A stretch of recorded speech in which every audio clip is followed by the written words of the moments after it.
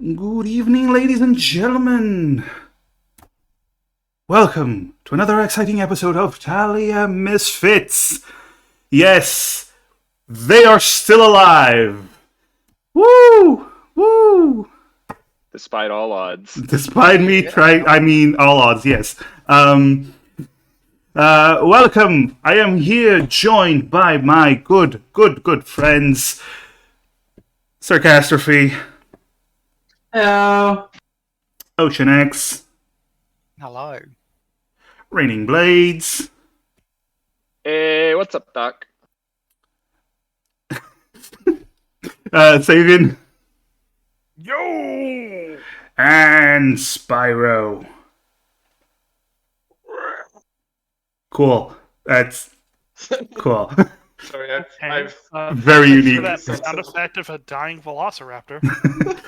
Thank you. You get it. Yes. All right. So, welcome.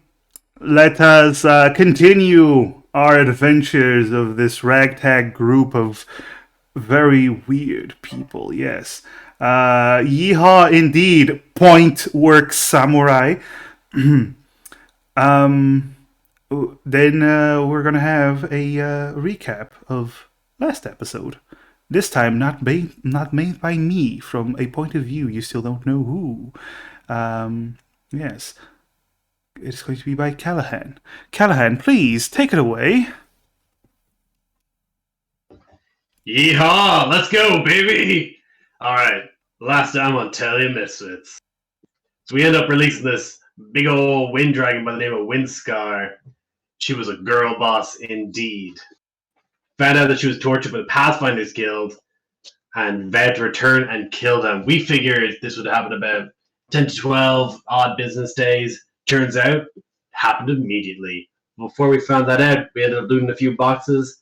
I, using the crafty and nimble skills that I had, tried to open it using a crowbar.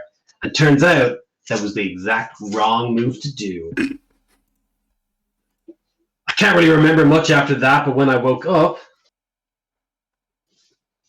we ended up having to go into Feywave, a town that realistically sucked.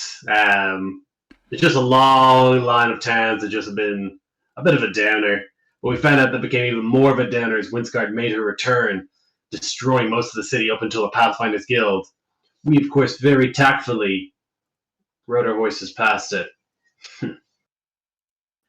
Then I ended up casting some dope-ass magic because of Maul.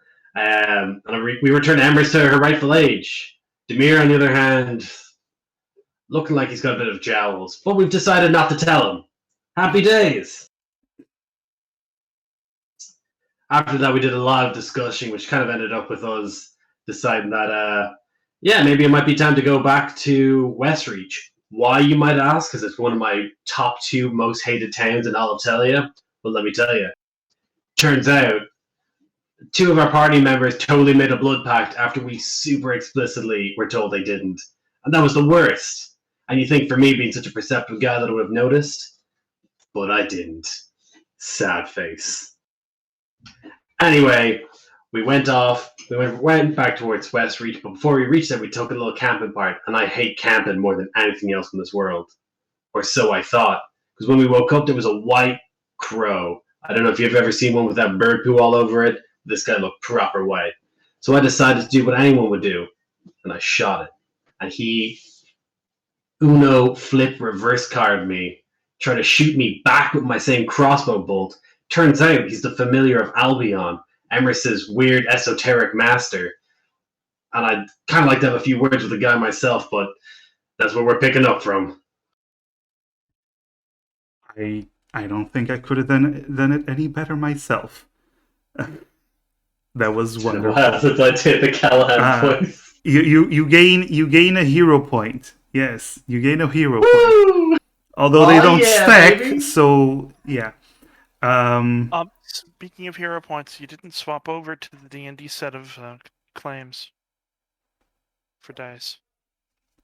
I did now. Okay. Yeah, I see it now. Yeah. Yeah. Also, hi Maggie. Of course you're VIP. You've been VIP since I learned I could VIP people. So hi Maggie. Welcome to the Oh, stream. I'm also a VIP. You're all VIPs, you dumbasses. We're VIPs. We haven't even started, Maggie. It's fine. No, Dusk isn't a VIP. He's a mod. Oh my god. Oh yeah. I made Dusk a mod. Yeah. Not a VIP. This is corruption. So Mods yeah. can't be VIPs. Yeah. I'm Mods. sick of this discrimination. Yes. No. You're. Look. Mods are slaves. They cannot be VIPs. They're. I can heal and ban at the same time. Yes, you can. I mean, healing is just like banning the bad things from your body. It's just banning in reverse. Yeah, that is. You guys are geniuses. I am floored by your incredible intellect. Yes. Well, shall we continue? Hey, back. Thank you so much for the bits. Thank you so much for the bits, man. Hey, All right. So, as you look upon this white, oh yes. First of all, music. Need music.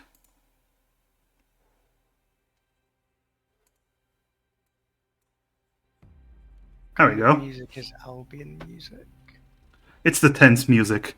As you look upon this white raven with these piercing green eyes, you hear a voice. And Emerus, you immediately recognize this voice as your master, Albion. Emerus, it is good to see you well. You don't see anyone, you only see the bird. It doesn't even move its beak, it's merely staring upon you. Emery just kind of straightens up, kind of puts on a smile. Yes, of course. Good to see you too, Master Albion. Yes. Now, are you done with your little rebellion? Your little escapades? Well, I'm simply exercising my free will to go wherever I please. Ah, yes. You are still under those delusions. Quite right, quite all right. I expected as much once you reach your rebellious phase. But, Emerus, it is time for you to return. I am making my way back to Kaima, and you will be there once I return. Understood. Good. As such, Sel will be accompanying you. You know Sel to be his familiar.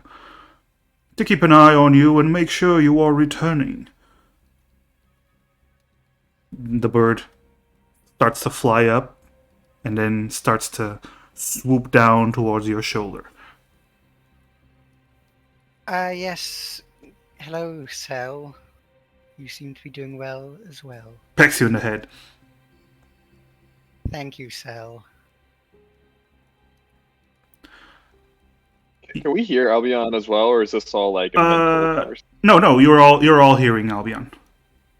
Okay, then Demir is taking a very heavy note on this encounter. Can I roll nature to know what type of bird that is? Sure. Roll a nature.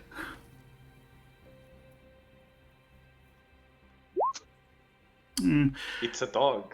It's a very weird bird. You didn't know crows came in this color or spoke. Wow, cool. Yeah. Legit unique. Could I like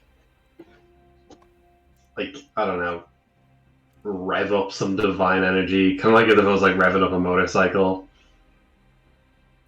To show like how big my dick is or something like that, you know. you want to be okay. I want to be that guy, you know, but like aim towards the bird, ideally. Okay, so you're staring at the bird and you're trying to summon this divine magic around you, this divine aura. Roll an intimidation. Ooh, okay, absolutely.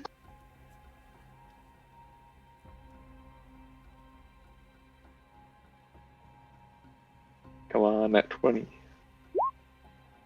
Oh! Oh yeah! Oh! Damn! This divine Overcompensation is going to be Spoke that into huge. existence. So, this holy golden aura starts. No, actually, silver, because silver is more of the color of Mal. Starts glowing around you as you start focusing your energy, glaring directly towards the bird. Emerus, there is a moment you don't know if Callahan is glaring at you or the bird on your shoulder, but as you do this, you catch the bird's attention, and the bird itself starts to jump a little bit behind Emerus's head, like trying to scoot over behind Emerus. But you do hear a voice coming from behind Emerus's head. Why? Isn't that interesting? You've made some quite capable friends. Are these the rabble-rousers that have been leading you astray, Emerus? I assure you, everything I've been doing is of my own free will. Yes. Yes. Well, you will have no need for them anymore. You may leave them. I will keep you safe on your way to Kaima. And what if I had some business that I needed to attend to? What business could you possibly have, lad? Well, this and that. You hear an immediate tonal shift when you don't give him an immediate answer. He goes, "Speak honestly." I may have made a blood pact with someone. Nothing to say. Oh, child. I would say I was surprised, but honestly, I'm not. It is so you to get yourself into this kind of trouble. Worry not. On your way to Kaima, you will pass by Westreach. We will contact Arthur Dane and he will handle the matter. No petty blood pack could resist a master abjurer such as himself. Now, say goodbye to your friends and get walking.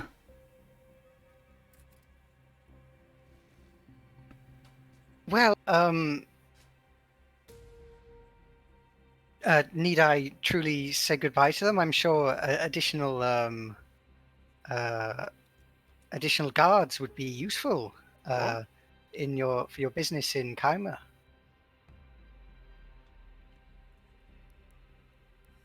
Roll me a persuasion.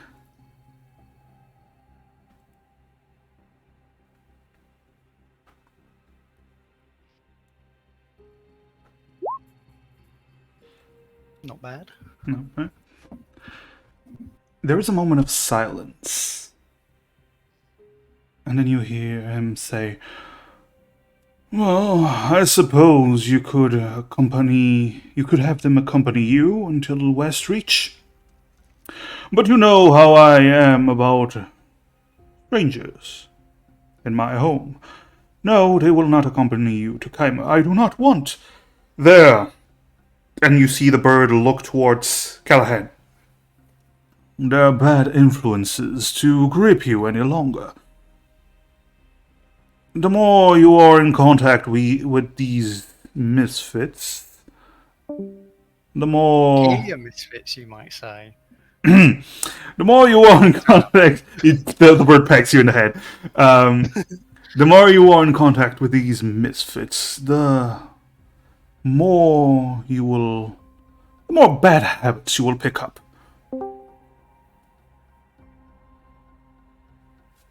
Bad habits. Yes, bad habits. I do not wish for you to learn bad habits. You are, of course, important to me.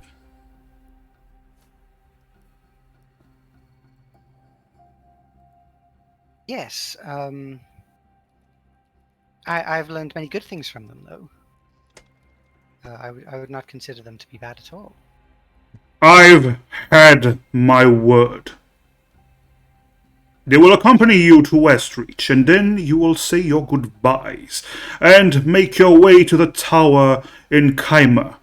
Do you understand, boy? Yes, Good. Master Albion. And then you see the bird. The glowing green eyes start to fade until they become dull. The bird still moves, but is just on Emerus's shoulder.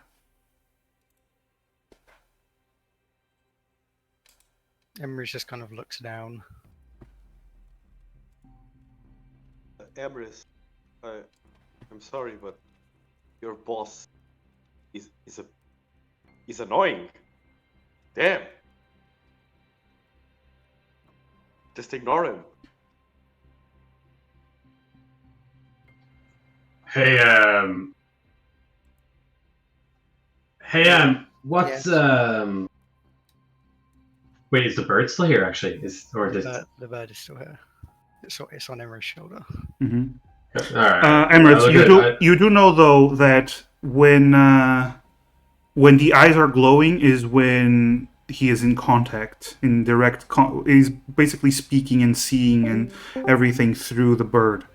When the eyes are dull, the bird is autonomous. Do I know whether like the bird would kind of actively send what I'm talking about, Roll an Arcana. or is it just kind of tracking my position? Roll an Arcana. From your experiences with this bird. I might not know. It's very weird because in your experience, whenever the bird was around, he seemed to always find you whenever you were outside of the tower, and he always knew to punish you and chastise you and whatnot, even when the bird wasn't around. So you don't know if it was the bird just secretly watching you and feeding information, or if it was just him knowing because he's a wizard.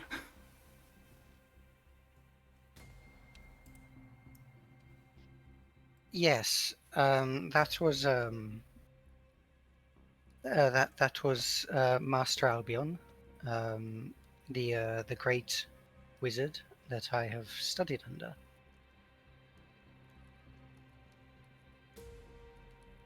It's I'm getting some mixed messages from a man. Well, Master Albion is quite an excellent person, I assure you.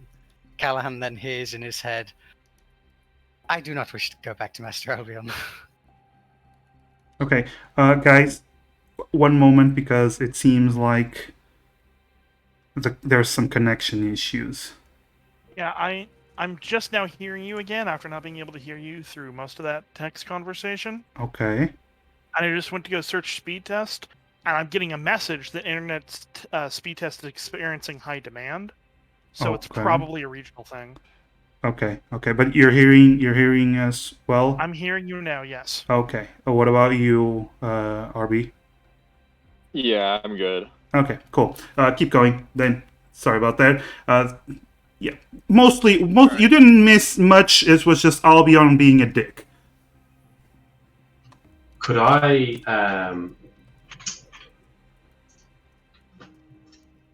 Do I feel? Could I tell if Albion recognized me, or is this the first time that Albion is experiencing the man, the myth, the legend that is?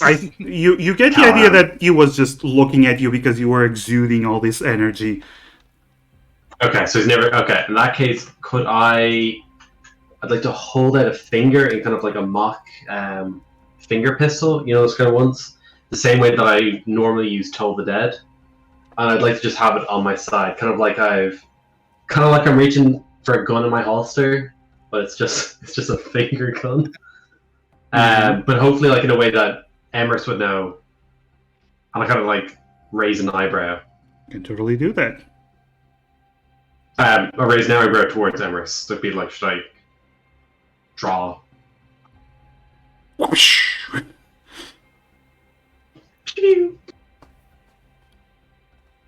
Yes. So we were heading back to. I've forgotten the name of the city now. You know the one. Westreach. The one Westreach, the one we all hate. Yes. We were heading back to Westreach anyway. So I suppose this bird will be accompanying us until then. And Callahan hears in his head, and we can figure out how to get rid of it during that time.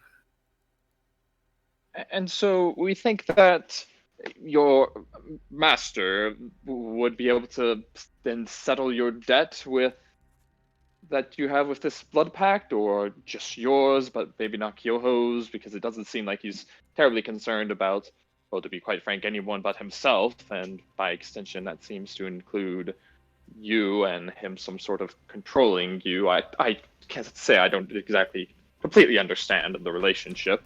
It's quite different than the relationship I had with my master, to be frank. Master Albion isn't controlling me at all. And Demir hears in his head, Master Albion is trying to control me. He does not wish. He does not understand the extent of my true powers. But my apologies then. Like I said, this is just a bit confusing for me. Sorry about that. And then Emrys then just says, "Oh, then we should address that promptly when we can." Yes.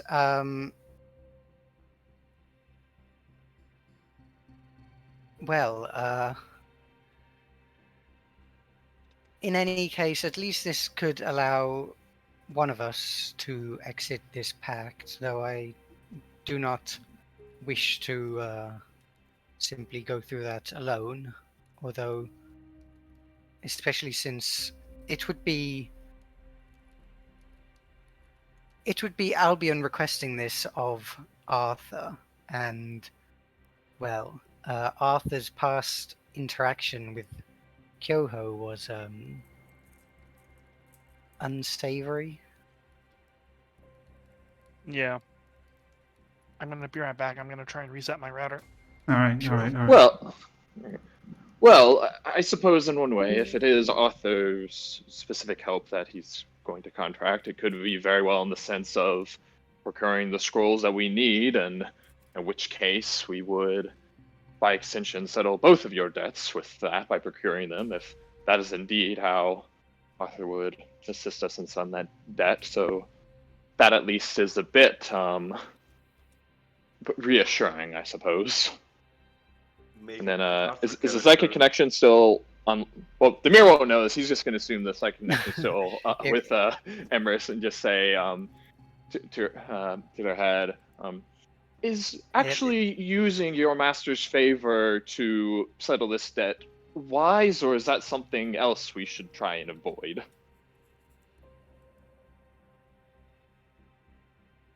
Emrys just says this aloud. I do not believe it would be necessarily ideal to rely on Master Albion for this, though I'm sure he only has good intentions. By doing this, we might incur a rather unfavorable position with the one who instigated this pact. And of course, I would wish no harm upon Master Albion. But mostly I would like to not incur their wrath myself.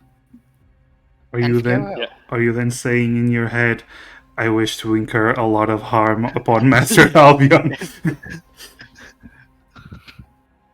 Something like that. Mm-hmm. Mm-hmm. Well, it is a tricky situation, I suppose, which is quite frankly why blood pacts are something to be avoided to begin with, but we've already been over that. Well, this is not directly a result of a blood pact. I don't believe I have a blood pact with Master Albion. Maybe. I was It'd referring definitely to check out. I mean, I'm sure that's what Demir is getting at here. He did manage to find me much sooner than I'd anticipated. Though, of course, his powers are great. Yes, I was referring, of course, to the blood pact that you seem to have made with those nasty folks in Westreach. Although it is reassuring to know that you have not made a second one, although your history of Neelix and Kyoho as well, telling the truth about these matters, leaves a little bit to be desired.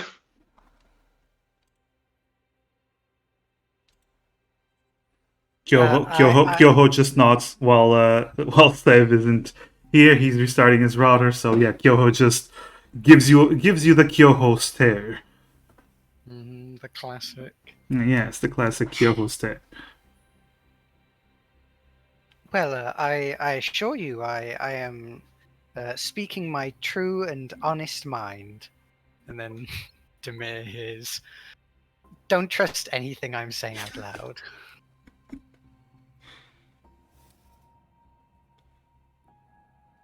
I hear voices in my head. Callahan's he's getting so many mixed messages here. I can only do the telepathy with one person at a time as well, so it's just different people like hearing snippets of this. In fact, I don't think I've spoken to Terry yet, so I think Terry's just Terry's just there. Callahan looks towards Terry and just kind of makes a shrugging, just a shrug. Yeah, Terry, you're just hearing one side of the conversation where Emrys is, very and very much on the side of Albion, although a bit sarcastic. On that note, Terry will ask, Emrys, do you believe your master possesses the power to summon otherworldly creatures? I would be very interested in meeting him.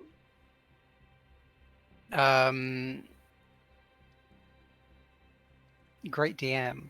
Mm-hmm. Do I know whether Albion has the power to summon otherworldly creatures?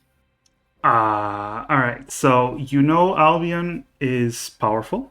He is a master transmuter. He's not a master conjurer.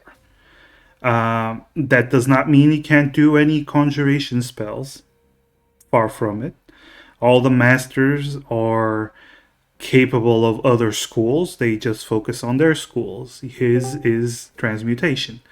Also, welcome back, Sev. Hey. Let's see if Welcome that. back. Is it still cutting out? Can you hear us when we're talking? I can hear you right now, but I could hear you on and off, but just long stretches of complete silence. Okay. We'll keep trying. We'll keep trying. See how it goes. But Worst case scenario, you can be a bit behind the Twitch stream.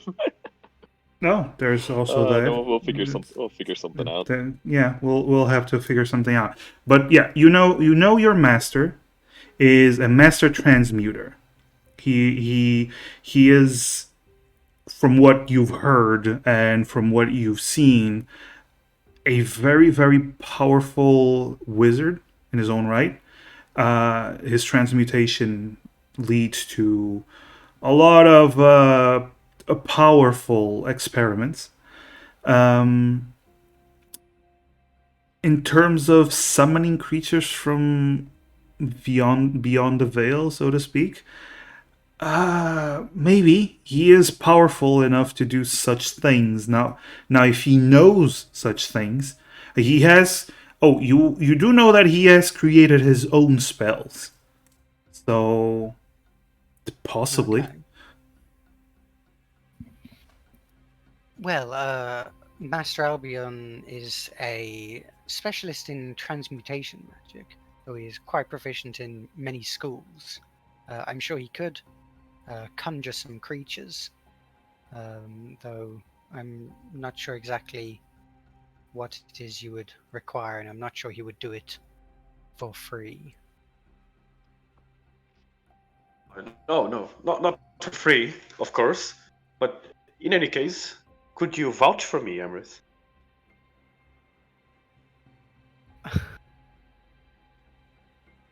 Did you hear the conversation I had with him just now here? Yes. might not, He sounds very angry.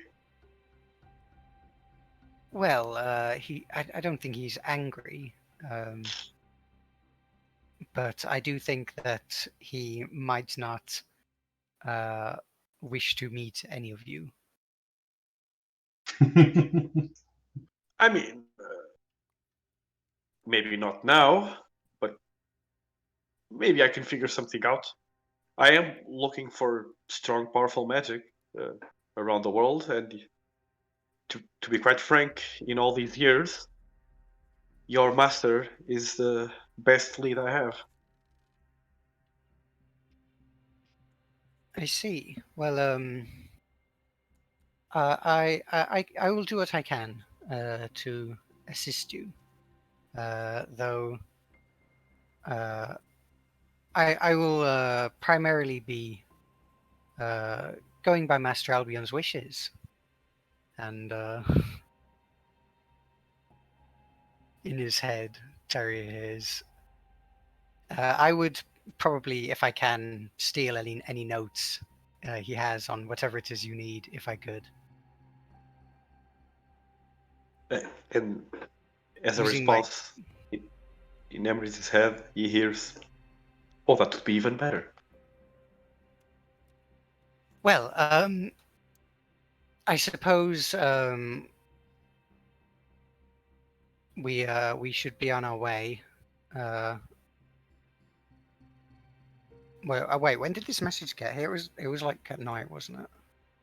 Was it in the morning? It was right after breakfast. Oh, okay. It was after breakfast.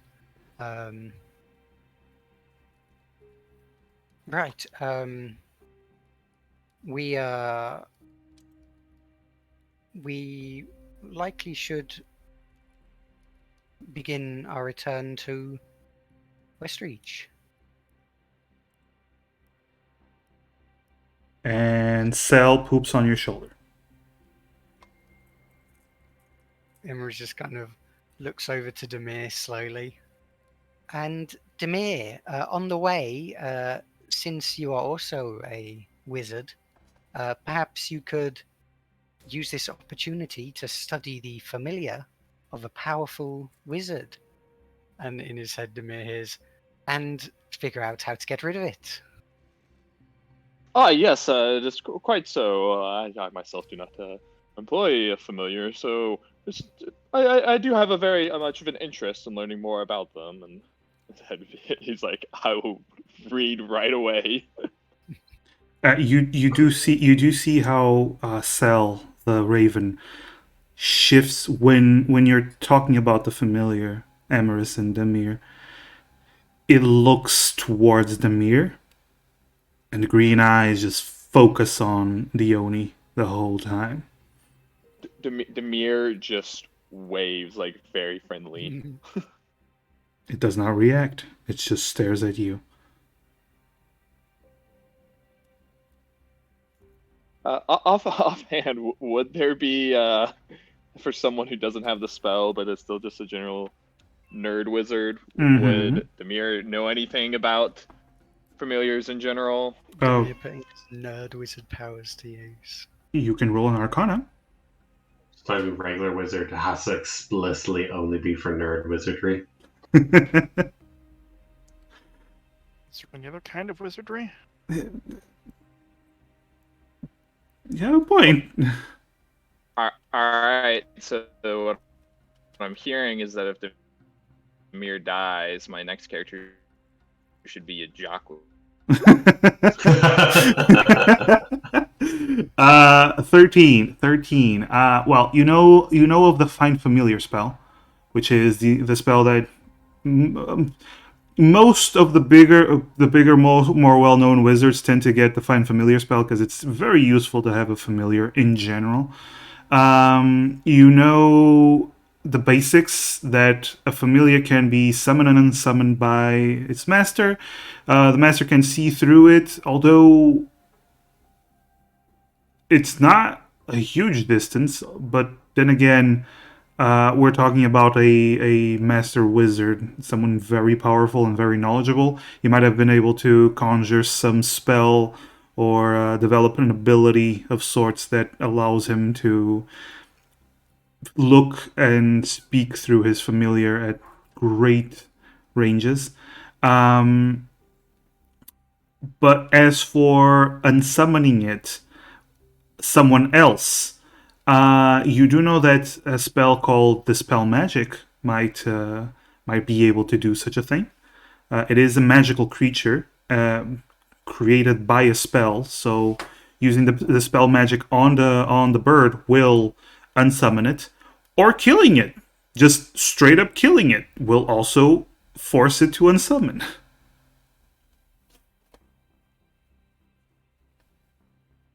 And so because this is like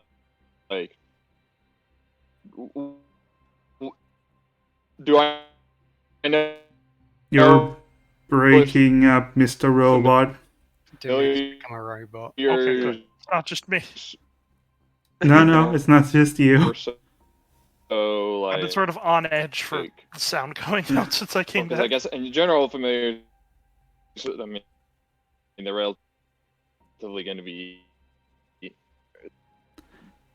We're not relatively getting anything you're saying, But but buddy. if it's particularly. Sorry. It's totally fine. It's totally fine. If, Yeah. Let's just, how about let's just, now? Is that let's I just think give now it a it's okay. moment and it might clear up. Try to speak, buddy.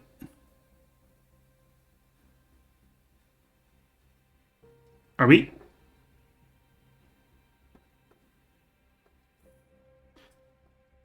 All right. The nerdy out was too much for him to handle. Yes. The power of nerddom. Okay, so Demir is just lost in thought this whole time. Mm-hmm. You just see him like stroking his chin while just staring at the bird. While probably in his mind he thinks he's having a conversation with you all, but he's just lost in thought. Hello? Well, That is definitely what's happening.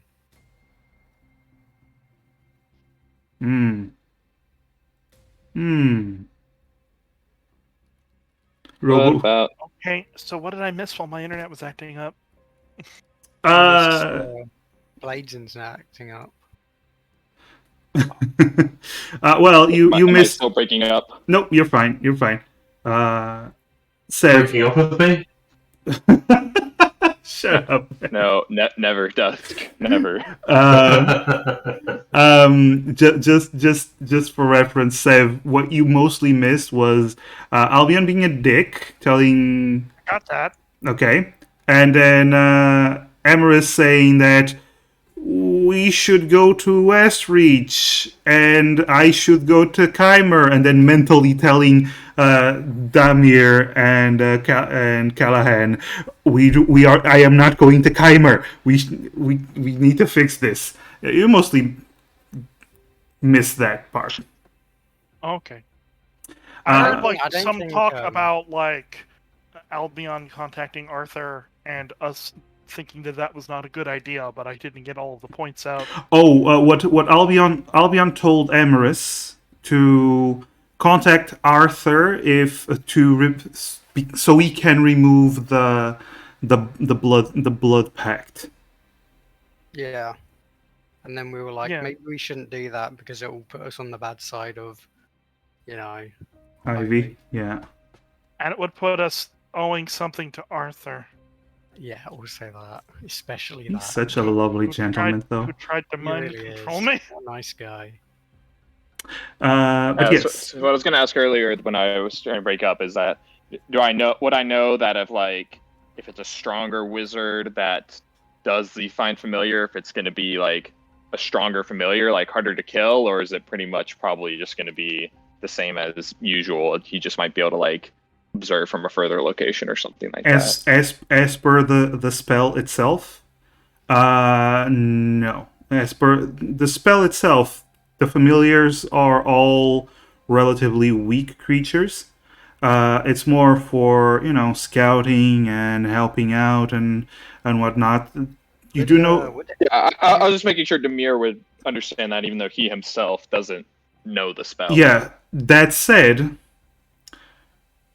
you don't know what kind of magic Albion possesses with that roll. Especially with including that whether roll. or not it's even a find familiar spell to begin with. Yes. You know of the find familiar spell, and this looks like it, but this you don't know what Albion is capable of doing or not. Did Emrys know any ways to get rid of familiar? You've never gotten rid of familiar. Thel was always there, always on the roof, always around, always following you when you went to town. He was generally always in the vicinity when Albion wasn't. Kind of Albion with wings. Essentially.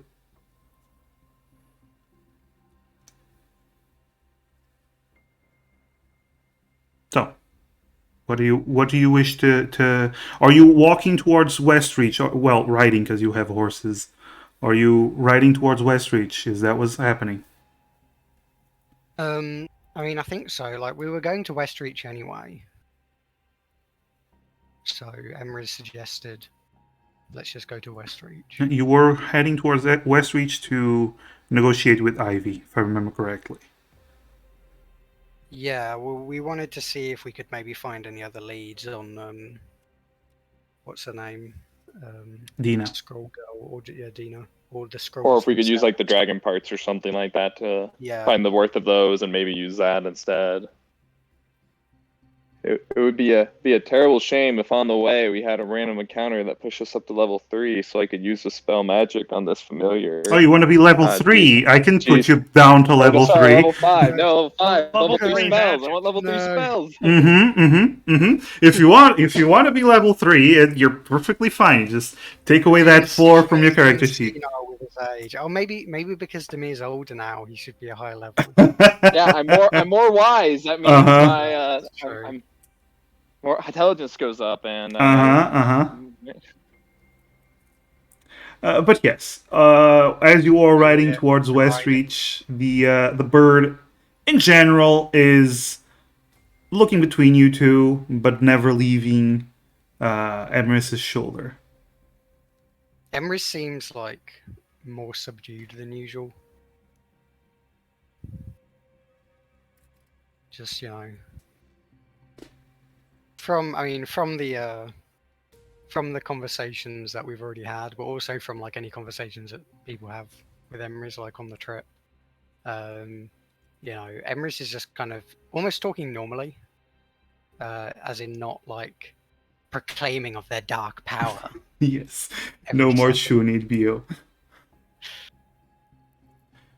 The Shuni powers have been subdued. By this bird of light. Oh, damn. Antithesis to these dark powers, suppressing. We finally got Emrys back to their right age, and now their soul is gone. We must save that. All right, so have there been any discussions about how to handle any of the problems that have been dealt out to us, or are we just sort of shrugging and moving along? The only conversation you had about this was that in terms of Ivy, either you're going to find Dina or negotiate with the dragon part, but I don't think you've talked. I don't think you've come to a. Yeah, I don't think you've ever come to a conclusion regarding the dragon. I don't think you spoke too much about it. You still have the feather, if you want to I'm looking go. Like kind of. regarding like going to find it. Well, I know Demir advocated in conversation of potentially just holding off on that because there might not be anything we necessarily can do. And he gave his whole spiel about what he knew about wind dragons and whatnot, and that it wasn't particularly evil. It was probably just gonna be after the Pathfinders and nothing else. But I remember that part. Yeah, that's we decided not to go to the dragon because we decided it's probably not gonna, mass murder because it's not evil. It's probably It's fine. I just want to point out, he's not evil. He's also not good. That you know this, Demir. Okay. Yeah, but All right. it's fine. I need to be right back again. The internet didn't come back up on my dad's computer, so I need to go reset it again. All right. Okay, go ahead. Sorry, I'll be back. It's fine. um Internet YouTube title for problem. this will be technical difficulties. Yeah. in the meantime though, does Demir share anything about what he read up on familiars? Yeah. He basically will tell Imris. Well, once prompted to by Imris, and he knew he could communicate mentally, would basically say, yeah. Well, you see, there's various ways to try and get rid of it. Just trying to kill it would work. Assuming, of course, we're able to. I mean, if it's a simple find familiar spell you use, then it should be relatively straightforward. It should be fairly weak, but I'm not familiar with your master. You could perhaps use a different spell altogether, or maybe perhaps one more powerful. And if I've been studying up on how to disable magics, both ongoing effects and as they happen, much like that ghost that we encountered in that fight that kept on disabling your own spells whenever you tried to cast. And if I can just figure out how to finally get it to work, then that would perhaps be an option to simply dispel the magic of the familiar and dispose of it that way.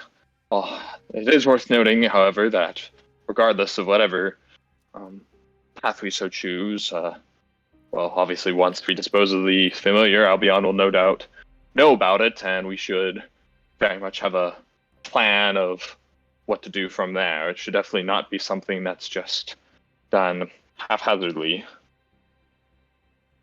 Yes. Well, what I was thinking, we could perhaps attempt to stage. Although I'm not sure how easy it will be to get rid of.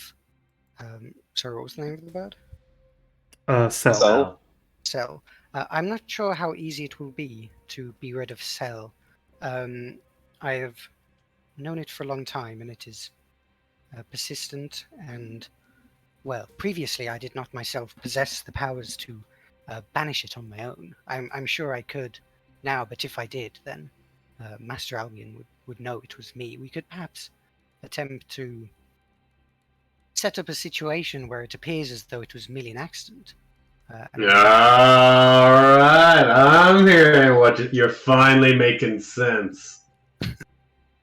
No, I hear it. I get what you mean. This is a telepathic conversation with Demir, but Callahan is so perceptive. Callahan, He yeah, can Callahan. hear. His passive perception is so ridiculous. He hears your mental thoughts. Callahan hears nothing. He just says out loud, "We need a sermon." He's been eyeballing this bird with nothing but hate since the whole arrow debacle. Hey, Terry, you smell like dirt and leaves. That's hurtful, but accurate. Go on. I don't suppose you're packing any incense on yourself. Any of any sage? Well, maybe I have let me check this bag, and pulls out a pack. Just a pile of leaves. Right. Yeah. Scrape some leaves from it. You can see written "Monster Hunting Pack for Dummies" or something like that. DM, out of curiosity, would I have any idea the nature of this familiar? Like, what kind of, like, is it a fae? Is it a fiend? Roll an Arcana. Is it the other one? Gotcha.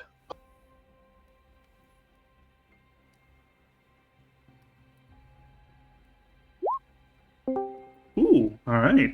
Not bad, not bad. All right, guys. Welcome back, sir. -1 Arcana. Yeah. Pretty good. All right. With an Arcana, you've been studying the bird thus far.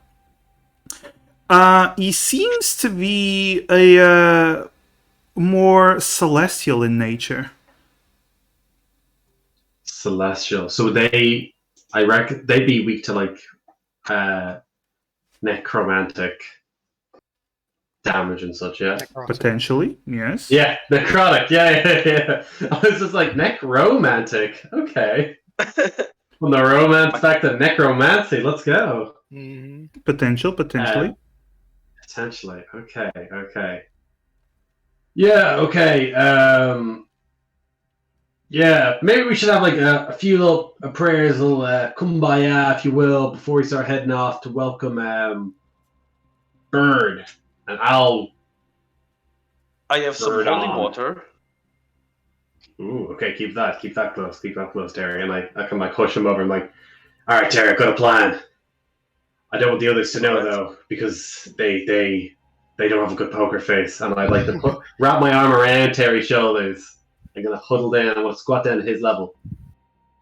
Emery's kind of like turns around with Cell, Mhm. just like Sal is still well- glaring at the mirror the whole time, though. well, if it's looking Mirror's at the just mirror, that's smiling and Emery's is just like gonna babble that like, Cell, it's very good to see you again. I may introduce you to some of my companions that I've met, such as you may be interested. You seem very interested in Demir. Poops He on is, your shoulder again. He is a wizard himself, and I've learned many things from him. Of course, nothing that goes against Master Albion's teachings. Never.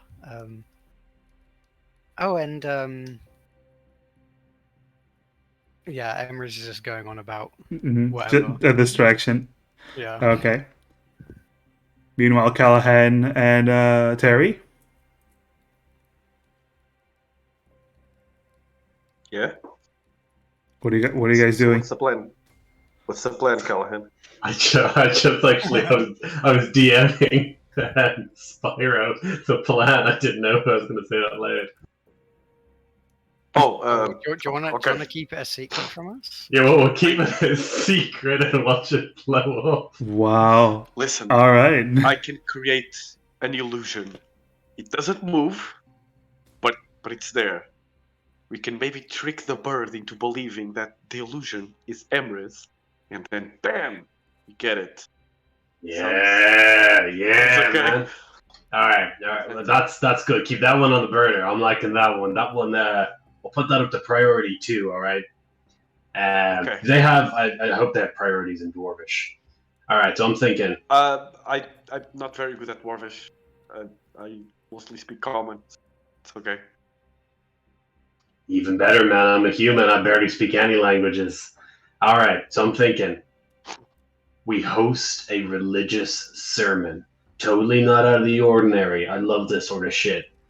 Albion's probably gonna turn off, swap to a different channel, you know? Could be a little bit of footy on the next one, you know? You gotta be extra boring. I'm never boring, okay? I don't know why you're... Yeah. That's what I'm saying. You can't be very Oh, enthusiastic. 'Cause, okay. Oh, double down, double down. yeah, Albion might enjoy it. You might convert him through Bird. Ooh, that'd be a good one. That'd be a plot twist and a half. I think that's the start of a religious book right there. I could put that in the next sermon. Oh yeah. Okay. So my sermon will be all about making birds, loving them all, and shit, and going to church. Okay. So I'm thinking we do that once we see those green flickers of his turn off. That's when I go pow, and I pretend to shoot with my Toll the Dead spell, but I don't actually use it. Because I'm pretty sure this shit will die and crumble to the dust if I hit with a little bit of necromantic energies and such. Those necromantic energies. It's a bird, so it should be easy to hit, to slay. Yeah. Now, as we all know, Emrys. no, don't worry. Unlike the crossbow bolts, I have to actually know the target that I'm hitting at. All right. And this guy's a wizard, so he uses like numbers and shit. I use divine magic, which is God. So Yeah, I The only get book- it. I totally get it. the only book you can learn from there is the Book of Mull. Yeah. Now look, Terry, I know you're new to the group. I just want you to be aware of one thing when I'm using my magic, which is when I pull out the mini Book of Mull. And I tap its cover and like, this is the this is the trump card, okay, buddy? When you see me whip this out, I need you to hit it with whatever you got. I don't know what you actually do. Do you summon birds or some shit? You've got something. Yeah, I summon birds and they peck at people and monsters. Okay. Do you have any? I can make people laugh, like really hard. Oh! How about this? I'll whip out a good zinger, right? You And make him laugh. We're gonna make the bird laugh. Yeah. No. You're gonna make the bird laugh, unless I make the bird laugh with my joke. Yeah. Well, Then we're tag teaming. We get the old 1-2. That's what we're gonna get. The old 1-2. All right. I think we Okay. got this. I think We got this. save Okay. everything. All right. Start burning those leaves, buddy. I'm gonna start this shit. Okay. I burned leaves. And I would like to clear my throat. Okay. So, before you guys set out on your journey, this is after breakfast, after that conversation, Yoho is in the corner, staring at people. Nothing new there. Probably looking quite Yes. confused because Kyoho was the only one I haven't contacted telepathically. Yes. And Terry is currently busy with Callahan, while Demir, the bird, and Emerus are staring at each other. What you see, Kyoho and Demir and Emerus, is Terry suddenly starts burning leaves. Just goes to the campfire and starts burning leaves, while Callahan is in the corner just clearing his throat. Hello. Mic Hello. test one. Mic test 1, 2, 3. Gather round, ye. To me, I'll tell you about the time that Cell caught me when I was intruding upon Master Alwyn's food storage another time. Callahan, what is it? All right, guys. I'm about to drop a sermon. Listen out, everyone, including ye avian vermin. Today we're going to talk about Maul. He's the best god of them all. I can't wait, Callahan. Sure, now is the time for this. I'm gonna pull out that book that I got and start reading it instead of listening. That is I'll presume very that's fair. the Book of Maul. Demir is also going to start just reading and going through his note. Callan looks very hopefully at Emrys to just, support him. Emrys looks very pained. Like, I have to choose between attending a sermon and leaving the party. To be clear, Demir Demir's always like taking notes about everything, and even like he's always taking notes, and so he's just kind of playing it off like he's going to be eagerly taking notes of Callahan's service, but he's not. To be fair, Yoho has managed to dodge basically all of the sermons that he's dragged you guys to already, so she's just gonna keep doing that. She's quite good at it. She's quite good at it. Can I, just out of spite, could I make like a performance check on my nice sermon about converting birds and shit? You can do a sermon about converting birds. Yes, this would be a general charisma roll. Actually, a persuasion roll. Roll a persuasion to see how persuasive your sermon is. Never mind. The thing about It's pretty shite. It's pretty. Yeah, I just forget what I'm talking about halfway through pretty much every Yeah, sentence. you start going off on a tangent, and then another tangent, and then you go back to the first thing you were talking about, but you forgot like half of it. Yeah, the point is And that's that why every religious man should carry a crowbar. I don't know why I'm the only one who sees this. Look, you just kind of you have to be that perceptive, really, guys. Anyway, I like to end these things off with like a little joke. What do you call a short police officer? A guinea pig.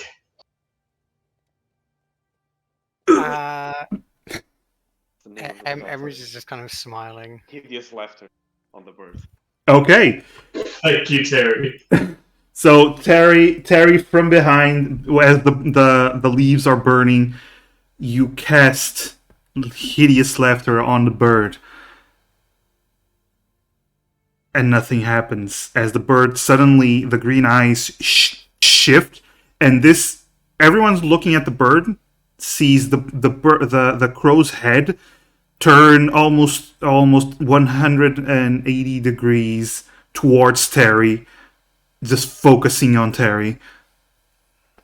No laughter. Callahan, I don't think you found it funny.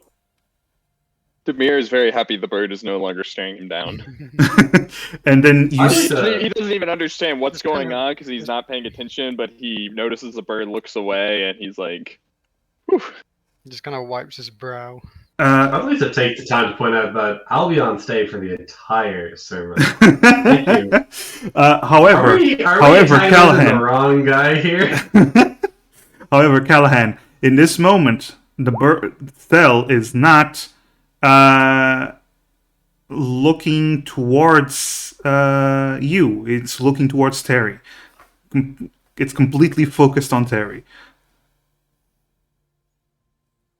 So Callahan obviously laughed at his own joke without any prompts from Terry.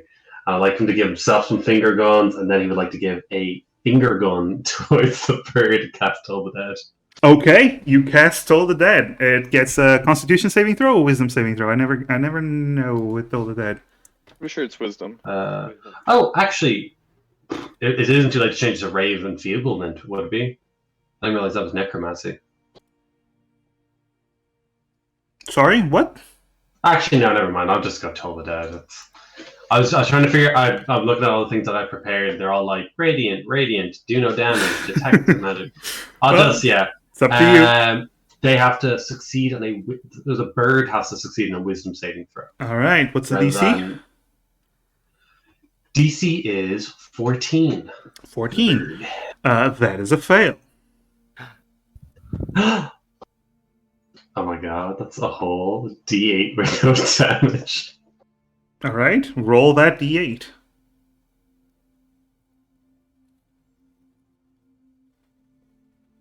All right. Hey. So, as Yoho, you're reading your book, Demir, you're reading your book. You all look up as you see first Terry casts a spell, because he's not very subtle. And then Callahan casts his spell, who was also not very subtle.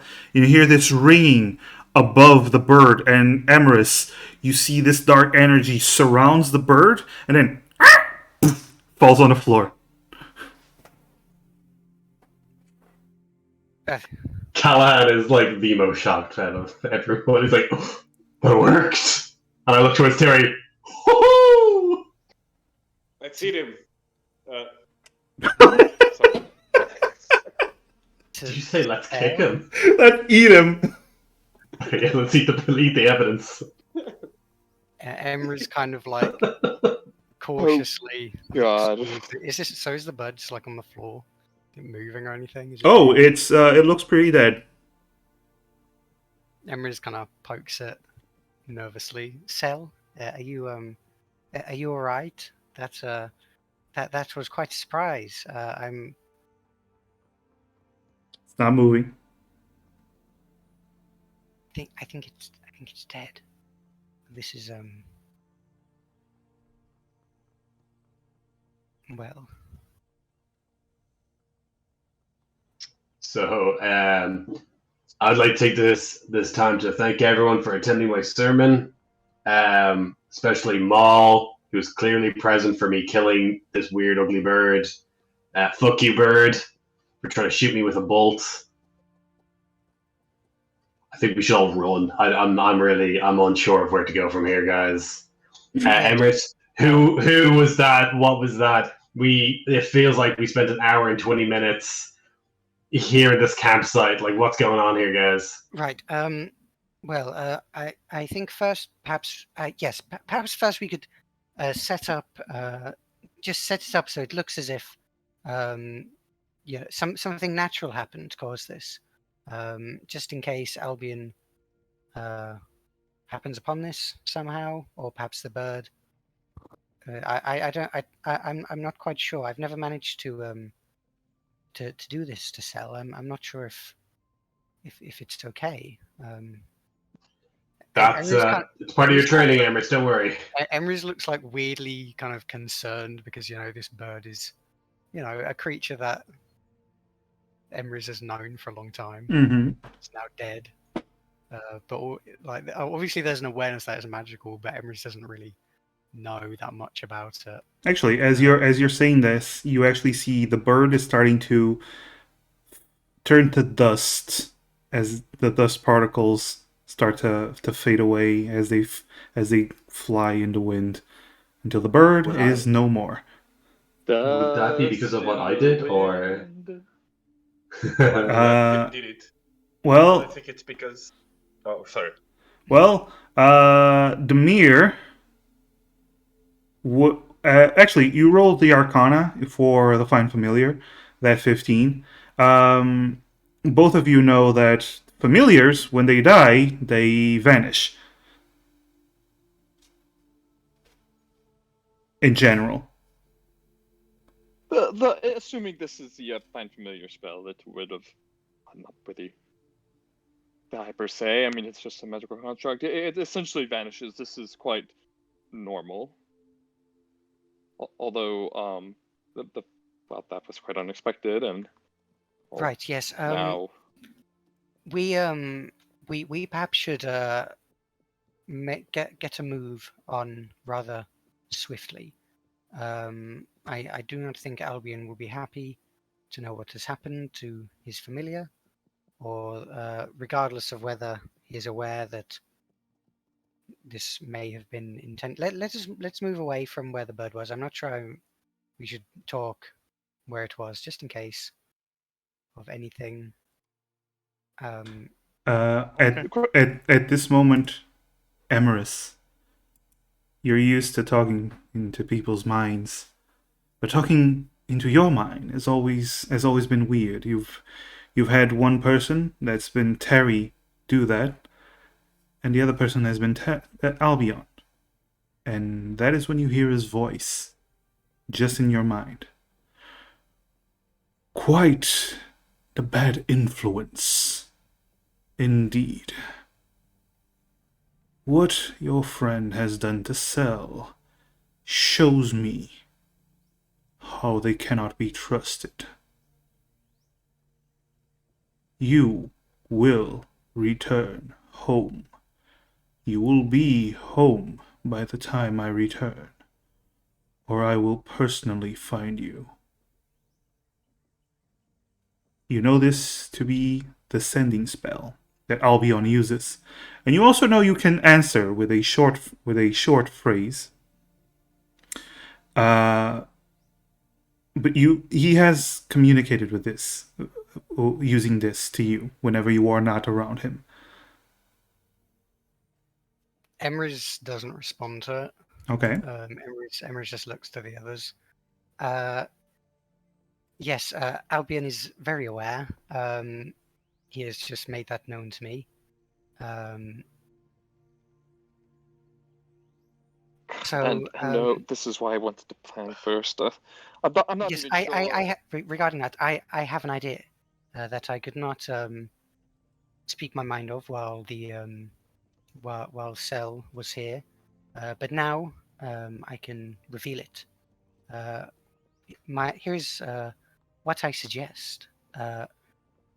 What we could do, although our alliance with Ivy is on somewhat shaky grounds, assuming, or well, provided we can find some of these scrolls or discover clues to Dina's locations, or even simply return with large amounts of dragon materials, we may hopefully remain in her good books. And with her influence and abilities, we may be able to have her assist us in evading Albion. But won't Albion know Arthur, that? go. Because we told him that you were planning on going to Westreach to begin with, and won't he? Won't that be the very first place he looks, especially if he feels that you might not appear right away? Albion will not be in Westreach himself, at least not yet. His business was in what was Vulgate. the city? His business was in Vulgate. He was expecting us after I told him about the blood pact, though I did not mention who with. He is expecting us to meet with Arthur. However, Arthur will likely not come seek us out himself. And although Albion is, well, on good terms with Arthur, he is in no position to order Arthur around to look for us or anything of the sort. Arthur would simply be expecting us to come to him, if anything. And as we know with Arthur, he might even expect some sort of recompense for his assistance from us. However, if we simply avoid him entirely and approach Ivy ourselves, then we at least have a chance of evading Albion, and well, we could find ourselves some work, perhaps, although it may not be quite to our entire benefit, as I'm not sure how much Ivy will appreciate it that we have yet to find the scrolls. I'm sure her putting us to use, it will be better than her not putting us to use. And additionally, we may, on our way there or in Westreach, now that there has been some time since we were there, we may discover something regarding the scrolls that we previously did not know. Regardless, it will be a while before Albion decides to come to Westreach, and hopefully by then we can be long gone. I see. And just to be clear, I'm not trying to suggest anything. I'm just trying to lay everything out. We believe, or you believe, that putting ourselves in the service of a crime boss is the better option here than, well, I guess, any other alternative. I mean, I have to say I don't exactly find the idea very charming, so to speak. We owe Ivy for the information and assistance she provided us in finding Sketch, and we have yet to repay that. So, regardless of whether we want to further involve ourselves with her, we have an obligation to at least repay our side of that bargain. And additionally, I do not wish to squander what has been given to me. I do not wish, after everything that we have gone through, in order to regain this body of mine back, and Demir, we could not do the same for you. I would not wish to simply return to Master Albion. I did not leave Master Albion with the intention of returning to him. My powers have exceeded what he wished. Under his guidance, I learned, but I did not truly grow or truly become anything, and he simply wishes to keep me under his palm. But I cannot leave it so easily on my own.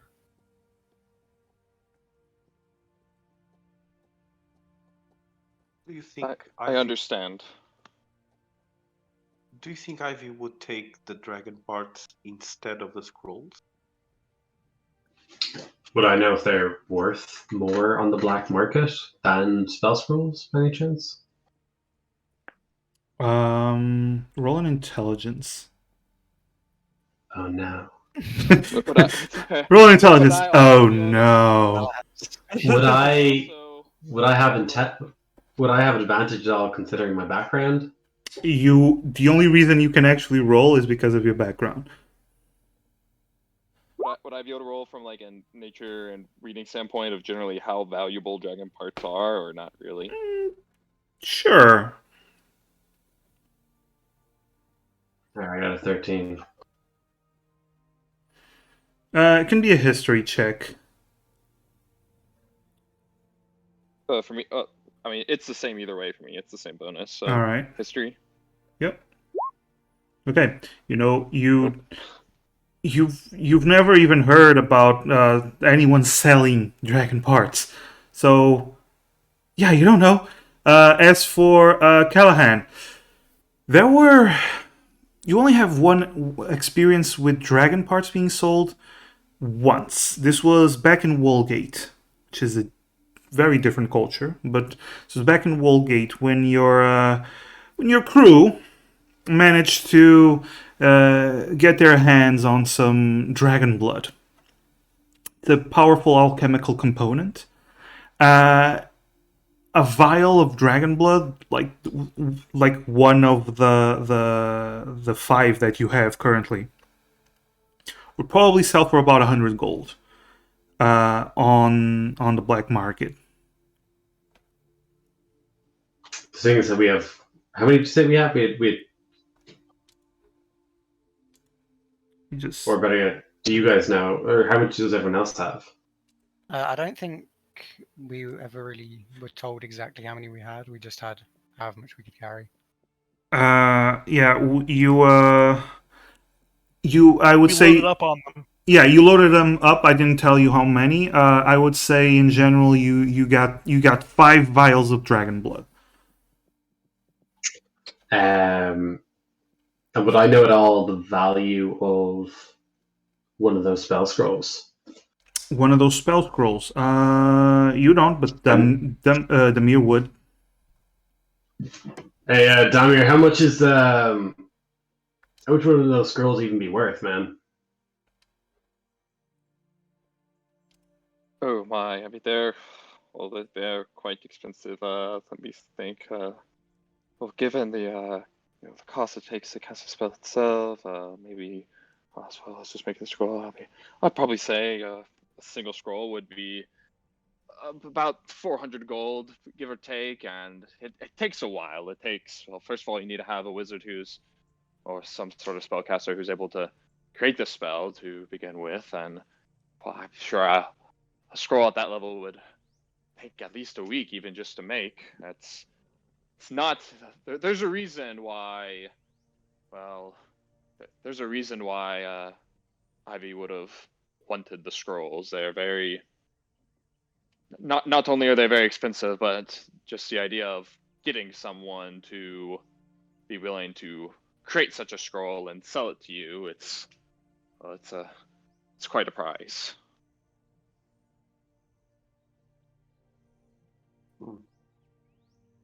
So, what you're saying is, she just wants the scrolls. She wouldn't take any of what we have. Well, it like I said, it depends. I mean, if we're talking, if what she's interested is strictly in the monetary value, then yes, I mean, it's possible that she'd be able to take something in exchange. If what she's looking at instead is the idea that the scrolls themselves are, she doesn't have someone who could conjure them herself and they're otherwise hard to acquire, then that muddies the situation. It's very possible that, you know, she won't take anything else for anything else in return because the scrolls are just that valuable. On the other hand, I'm not too familiar with dragon parts myself, but for instance, she could possibly view these as something that is also very hard to acquire and not exactly easy to come apart, and therefore in that vein, if it's simply not specifically wanting the scrolls themselves perhaps, but just the idea of acquiring something rather expensive and powerful, then perhaps if she believes that it could be of use to her in some sort of alchemy or, you know, fetching them on the black market or something like that, it's quite possible that she'd view it as a specific substitute. It really just depends on why she specifically wanted the scrolls and what the worth of these dragon parts are to begin with. I mean, it's certainly worth a try, but it's just complicated. Well, you've met her. What do you think? I would say, based on our, well, I didn't even meet her, but just knowing the general, based on what I know about the organization and just the fact that it's crime-based and it's powerful, and I doubt money itself is very much an issue at hand. I doubt, well, I mean, like I said, the scrolls, while they're quite expensive from our standpoint, I'm sure, you know, hundreds of gold is little more than play money in the hands of a mafia boss. Okay, but what if we were to find someone else who would be willing to trade scrolls for the dragon parts, and then we can give the scrolls to Ivy? I mean, it's very possible that, considering he can just create more of them as needed, it's very possible that someone like perhaps Arthur could assist in that regard, though, again, that's just, well, first of all, like I said, it all depends on the person's willingness to give the scrolls up, knowing where they're going and what use there are, and then the second, of course, is that if we reach out to Arthur, help about this, and that is exactly what Albion suggested we do, and that could... Yeah, it's a bad idea. Yeah, I'd have to defer to Emrys's judgment, but it's definitely... There's really... Every possible option, I guess, is shitty in one way or another. It just is figuring out what the best worst option is. Okay, so everything's fine. We just have to find another powerful wizard. I have an idea, but it's going off of Demir's train of thought of worse options. Which is? Lovely.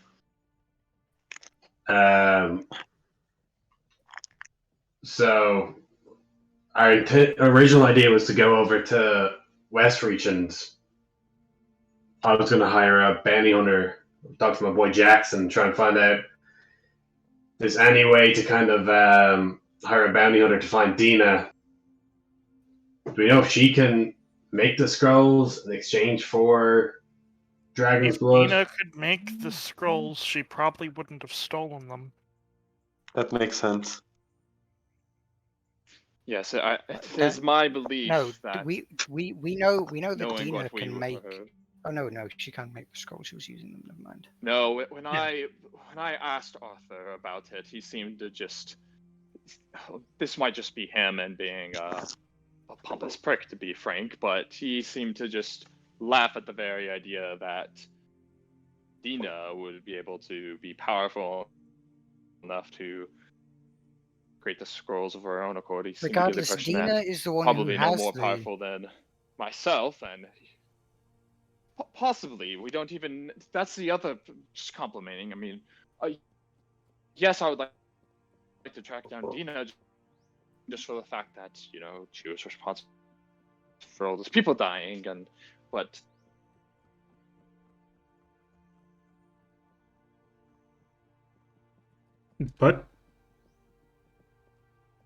I think his voice is internet cut out.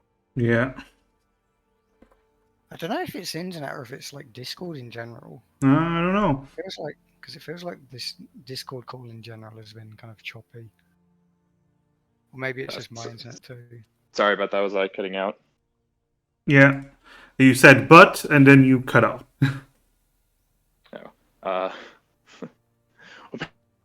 Basically,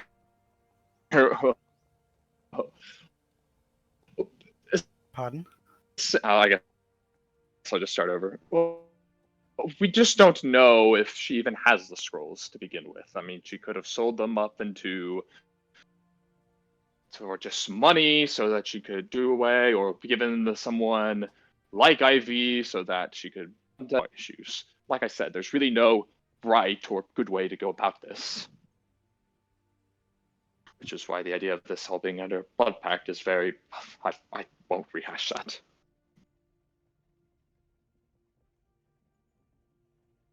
Yes. Unfortunately, we had no choice but to do this in order to acquire the information in order to find Sketch.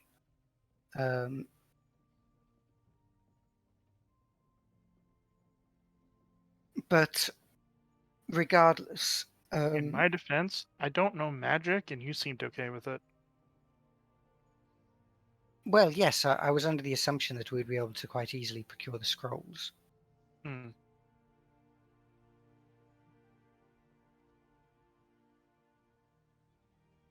But, well, I not don't everything make the goes... scrolls.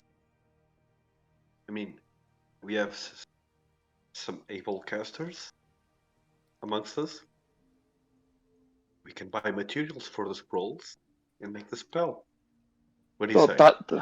I mean, for instance, the spell itself is, for instance, just speaking from my experience, it's beyond my power currently, and even I'd have to learn how to do the spell to begin with. I mean, I could try and refocus my studies and dedicate it to figure out, but I'm not entirely sure. I mean, it's not just a matter of you have to know that. I'd have to know the spell. I mean, perhaps you would also be able to do something if you have that knowledge. I'm not entirely sure of your specific abilities or Emerson's for that matter, but it is a complicated matter. If as I mentioned yesterday, if we were, the simplest way is once I am able to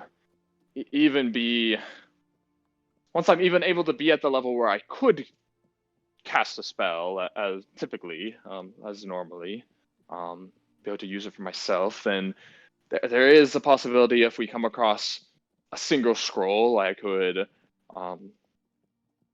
would be a bit risky, but I could basically try to learn it and copy it down to my own spell book, and then essentially doing so would most likely consume the scroll in the process, but I could then create another 2, and that could work, though it would take a while. Like I said, it just takes a lengthy amount of time to create the scroll to begin with, and it seems that Ivy is rather impatient, so to speak, and again, that's... We still have those other people that told us to stop going after Dina. Yes, and that all hinges on the fact of even that possibility of finding just one scroll to begin with. I mean, I guess, and the only scrolls we know of that we actually know their specific location would be in Arthur's possession, and to be quite frank, going to him for help would probably, given conversation with Albion, would probably not be the greatest idea, and trying to Would not be a good steal idea, from regardless of that. yes, and trying to steal from him directly as a high class wizard would be amount to suicide, which I guess that's one way we can get you out of the blood act. Is if you died. I mean, that's certainly an option, although not exactly one preferable. Yes, it might be somewhat counterproductive.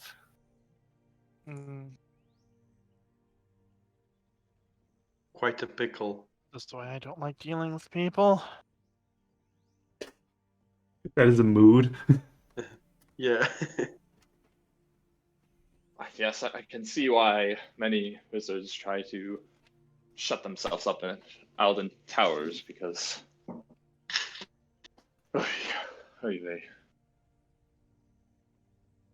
So Demir just starts kind of cursing in halfling underneath his breath. It sounds like a lot of Russian. our Привет. best bet would be to go after Dina. That's the conclusion we are to reach. Well, that's what we originally, the reason we came out to this town that we sought out to begin with, and then, well, unfortunately, we got a little sidetracked between the night march and then having to go procure a scroll to try and save at least one of us from the aging process, which in turn led us to a dragon, which in turn led us to this town's destruction, which in turn, well, you were there the whole time. It is certainly an option, and it is very well one that could solve our problems. It's a difficult one, and like I said, there is no guarantee that it would even amount to anything. Well, there is no. There is some degree of urgency, but when we arrive in Westreach, we need not immediately approach Ivy. We can take a day or two in order to see if we can search for Dina, see if we can, as Callahan suggested, perhaps hire someone to search for Dina or anything else that could give us clues to the location of these scrolls. Yes.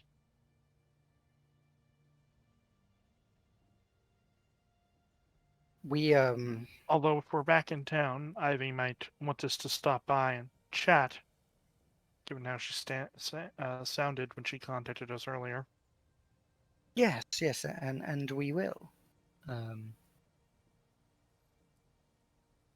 I do agree that if we go back into town, I think it's quite likely that Ivy will know about it.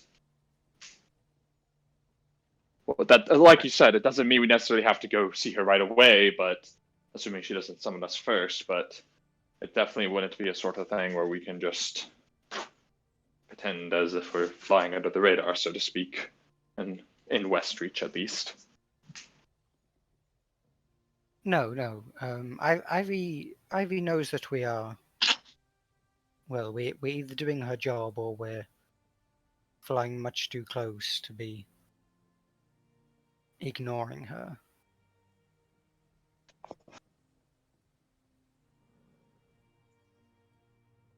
All right. But so either way, we do need to see Ivy. So we need to, whatever the situation, we must approach Westreach to either see Ivy or, in worst case scenario, see Arthur to have the blood pact removed. Although that is not a good idea. Yes. The issue is nothing sounds like a good idea, except, I don't know, tracking down Windscar and asking them to help us get back at Ivy.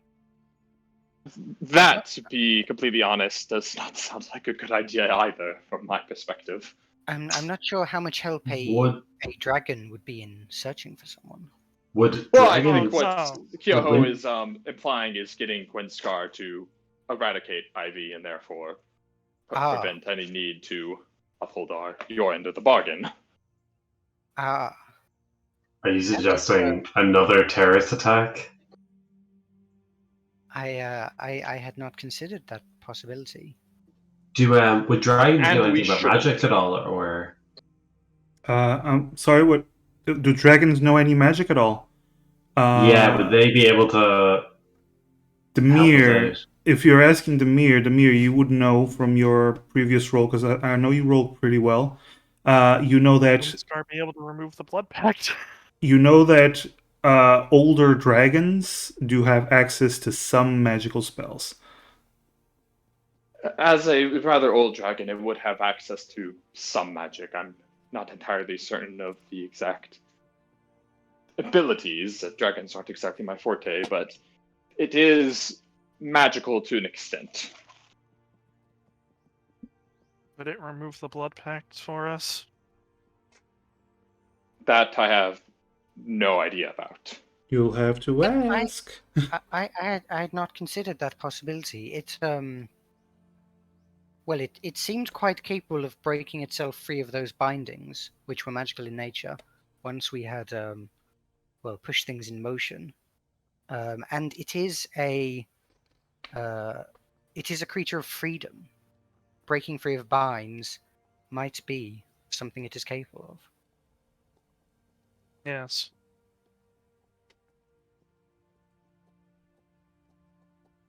Perhaps then A better idea than. this may be worth pursuing, I believe. I don't know. I don't like the idea of having to. It's very risky, and I know I said that all of our situations are crappy, but the one benefit I suppose is that we wouldn't be necessarily trying to put ourselves in the debt of someone else because the dragon already owes us a debt, but just the very fact that I'm expecting that once it happens, we'll no longer be able to track it down. And like we said, if it turns out that it continues to terrorize and it tends to bring up innocence and its destruction, and it's just, I don't know. Well, if it does, its feather. I mean, we would not Assuming be it able to does- stop it.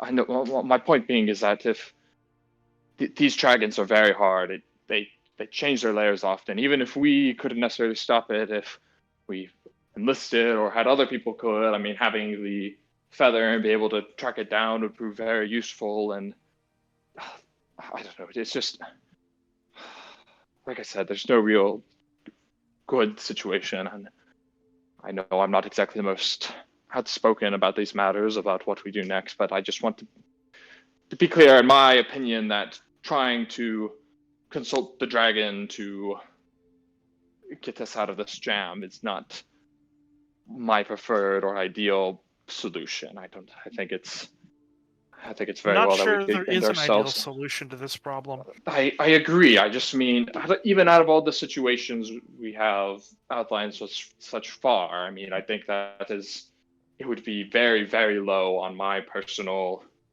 preference list. I think going so as far as like we suggested earlier about seeing if we could bargain with Ivy for dragon parts or some other service, or I don't know, even those might be preferable. I don't know. I don't really do flood packs, and I'm not exactly a dragon expert. It's just very. It's just a. Oh, and Demir starts cursing and halfling again. This dragon owes us something, and while we are in this area, while we have something that we could ask of it, I believe it may be worth pursuing. It appears to be something it may be able to assist us with.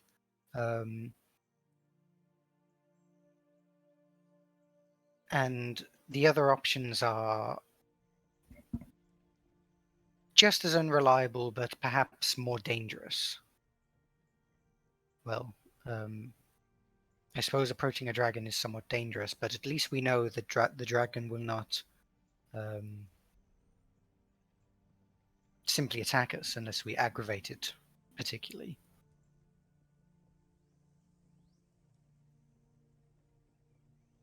Body. So is our expectation, at least.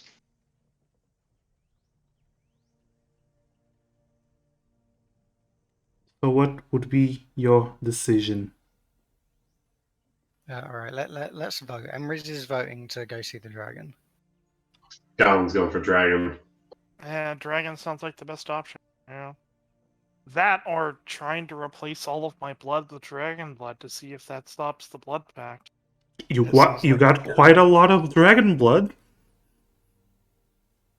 Demir is gonna probably be the lone dissenter and suggesting that they go to Westreach anyways. Terry? Yeah, I vote for dragon as well.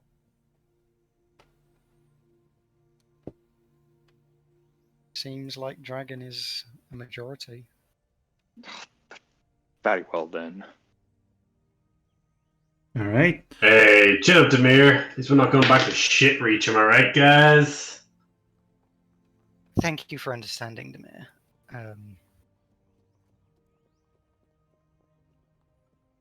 All right. So you all get on your horses and you all start following the feather.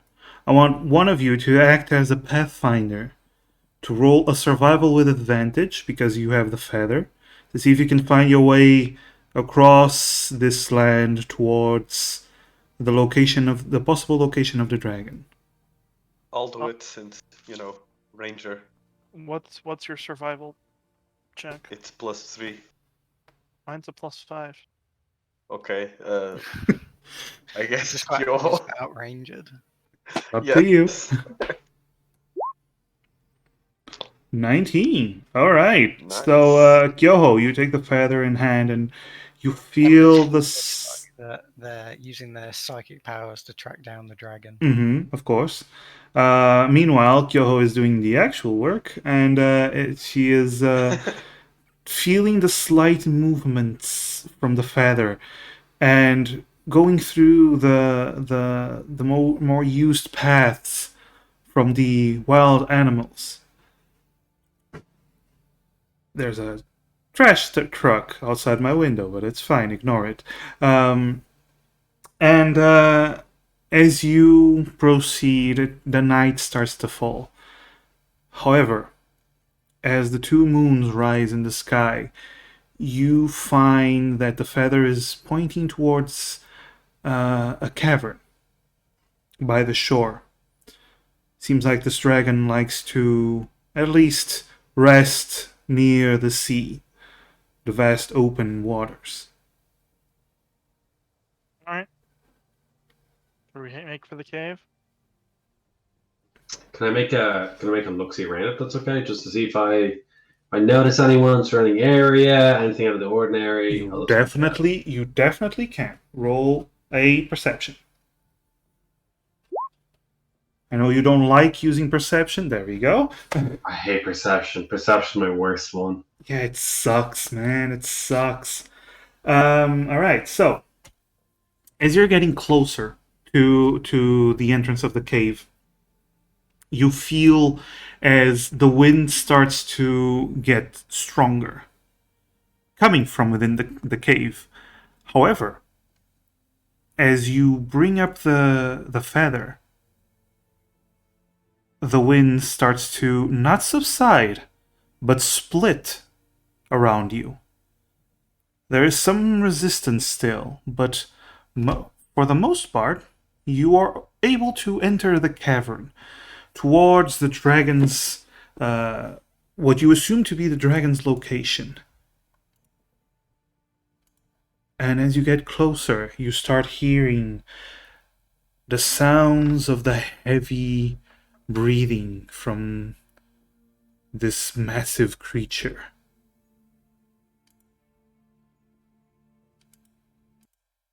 And then you spot in the distance in the darkness, those that have dark vision, and those that need to use torches to light the way.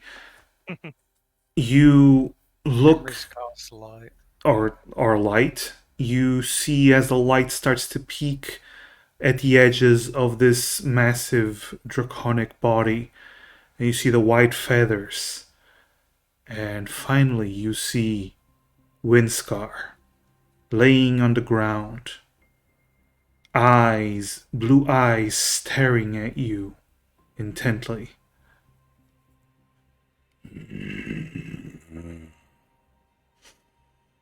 I did not expect you so soon.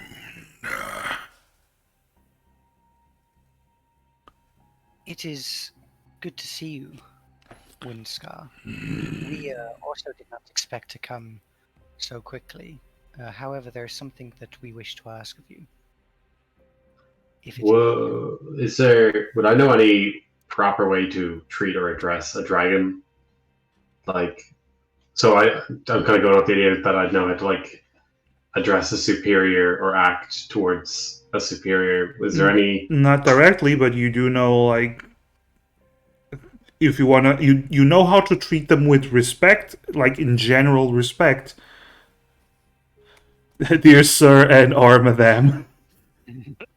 Yeah, yeah, that's okay. Yeah, I'll just Callahan brings the manners with him. You know what I mean?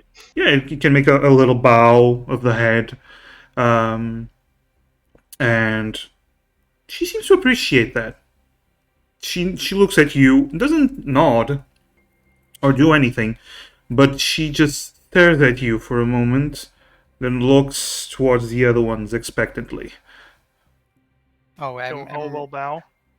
yeah, The mural bow I as well. thought this was implied by well. Emrys like formal speech, Mhm. but yeah, Emrys is definitely acting very polite. Man, folk that know respect. Good. What do you wish of me? We understand that you are a creature of freedom, and we ourselves, although not to as severe an extent as yourself, find our freedom restrained. Myself and my companion Kyoho, Emrys kind of gestures to Kyoho. We You'll all are nod to acknowledge. we are bound by a pact that has been sealed with our blood, and we wondered whether you may have power that might enable this to be released. Foolish of you, binding your own selves with magical chains. We are not as wise as you, alas. However,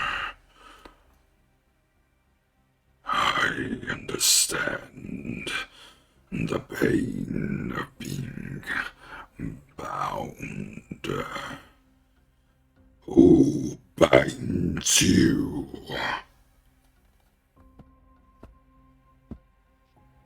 One by the name of Ivy. Where? Emrys kind of looks to the others a little bit nervously. Demir's giving like a "I told you so" look.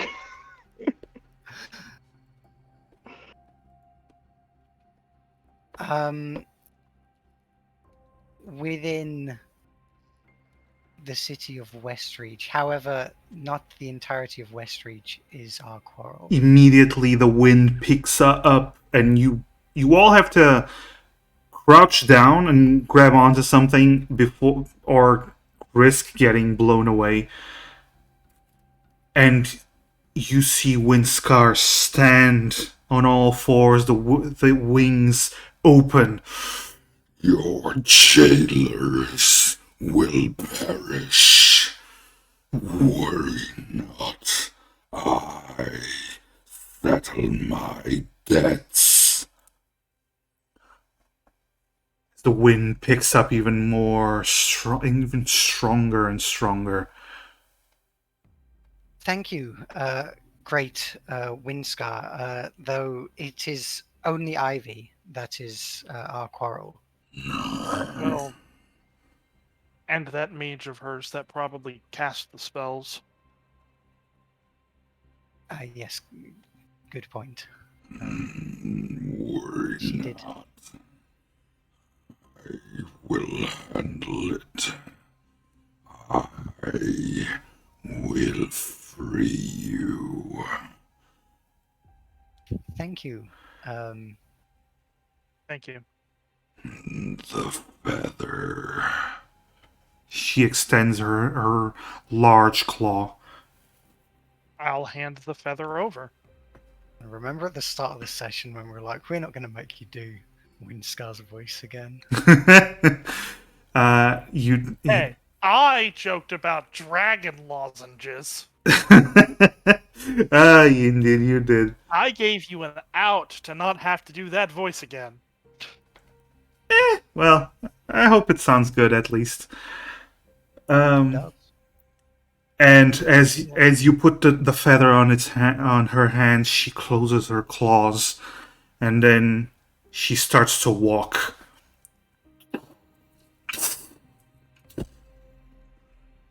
And then the wind picks up even further, and all of you are flung. Actually, all of you roll me a strength saving throws, please. Oh boy, I'm good at that. Why are all of our ideas so bad? I don't know. This seemed like the best idea we had. It really did seem like a good idea. Oh, Emrys goes flying. Hey, Okay. Of course, I brought the this up wizard. under Everest the, is gone. Just under bye-bye. the Team statement Rocket. of Windscar will go and stop not Ivy fair. for us. The Demir said magically breaking the pact was us hoping that there'd be a less violent solution to that, but it seems like Windscar's a very revengey freedom dragon. Yes. Demir also pointed out that this is probably what was going to happen and was very against this idea. Kyoho and the two Oni actually. Both of the Oni, you are able to stand your ground as this wind picks up, gets even stronger, while the rest of you get flung towards walls. It's almost like a strong magical hand is holding you back against the walls. And Windscar starts running. And then you see her turn towards the exit and then fly up. You hear her roar in the distance. And then silence. Emrys is kind of like sweating a bit, looks towards the others. Well, I don't want to say I told you so, but I Well, did. I knew that this was entirely possible. Clean Listen, slate, listen. I suppose. Listen, we didn't starts like You're West focusing on the wrong thing. You're focusing on the wrong subject. Don't you find it weird that she knew exactly where Westreach was? No? This dragon is hundreds of years old. I suppose it knows everything about this area. It enjoys its freedom. It probably goes before it was entrapped. Yes, Hell, Windscar's who knows where it's all been? It probably Windscar knows was only everything trapped ever. And for like 4 or 5 years. yeah. Oh, yeah. All right. Yeah. Yeah, makes sense. Yeah. Yeah, she was trapped for 4 years. Also, she had a long rest, which is nice. Delicious. so okay, so at this point, I don't think we can go back to Baywave. I don't think we can go back to Westreach. We certainly can't go wherever the hell Albion is expecting Emrys. Where do we go? Where do we go now? we wasted our opportunity instead of having Windscar attack Ivy, we could have had Windscar attack Albion.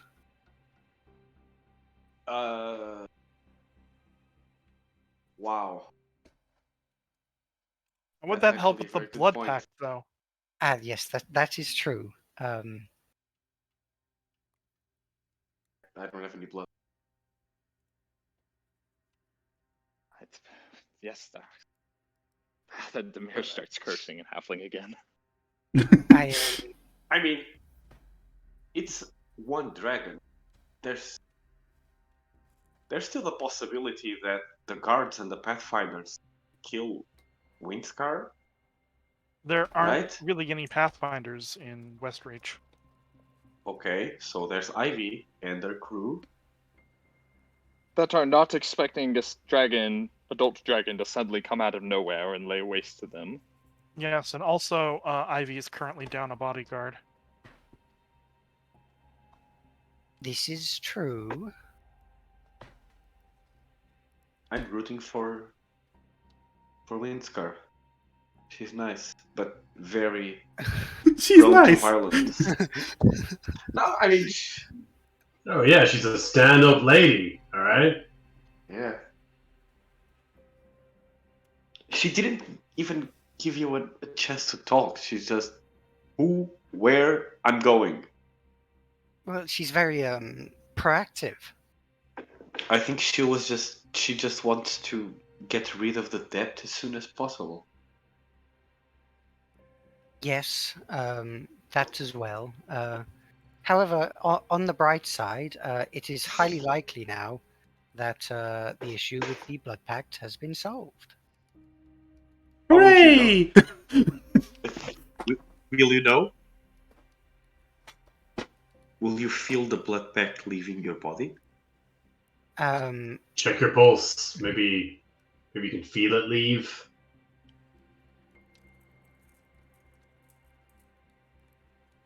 I would like to check Emers's pulse. Emrys kind of looks kind of confused, but like, well, I mean, if Callahan must know what he's talking about. So Emrys kind of holds out their arm as if like it's the most obvious Okay. thing to do. Callahan, roll a medicine check, please. Absolutely. All right.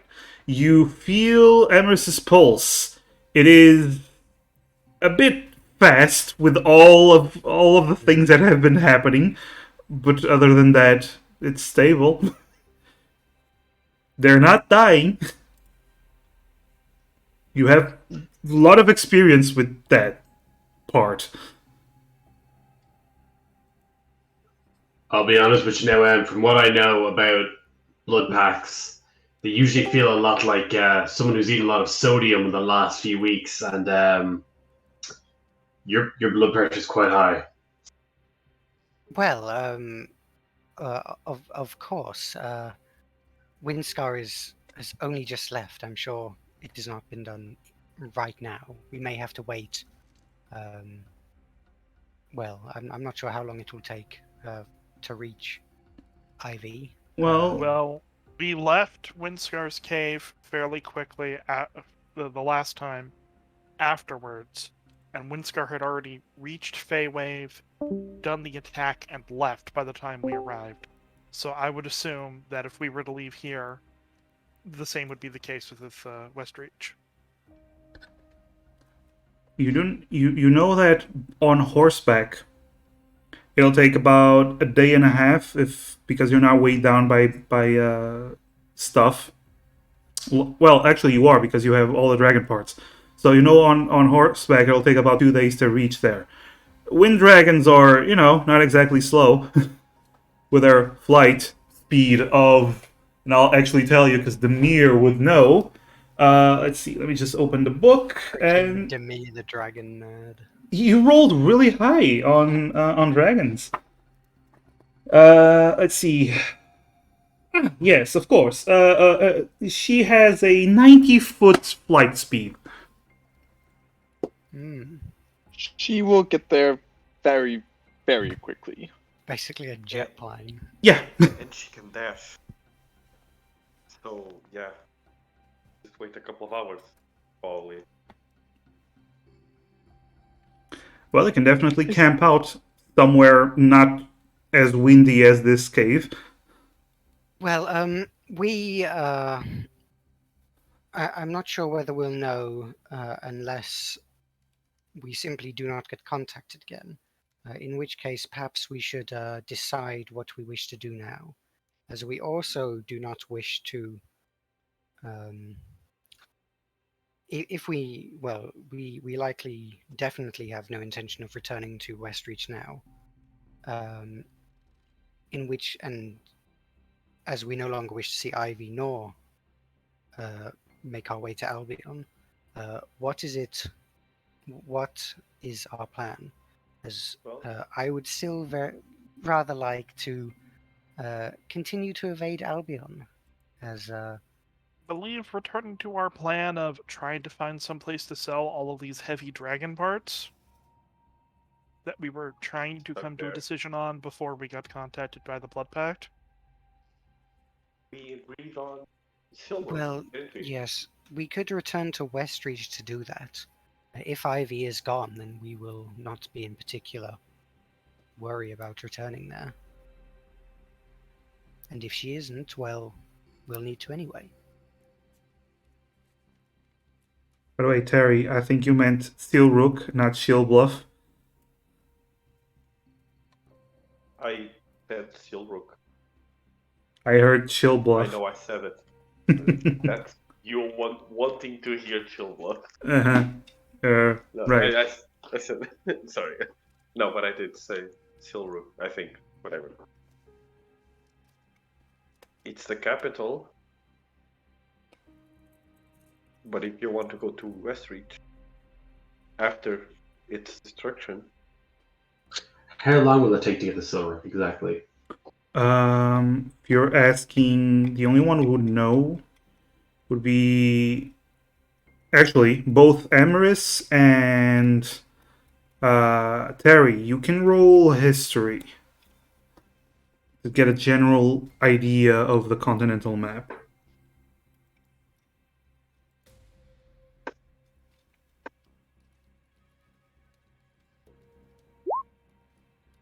Okay. Emery's knows their stuff. Emeris, you got a proper education from Albion. As much of a dick as he was, he actually taught you how to read, write, and geography and all that kind of stuff. More of a general education than actual proper magical education, but still. You know that if you're in around Feywave, which is general area you are in, it might take you about 2 to 3 weeks to get to Silrook.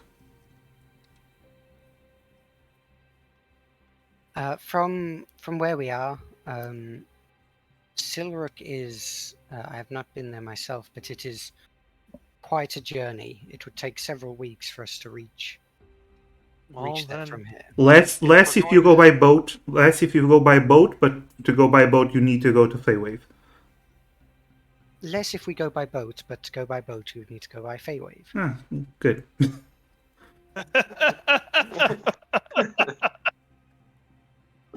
Let me. Almost as fine. if an otherworldly entity was speaking through me in order for me to Ah, yes, your patron. that information. One thing.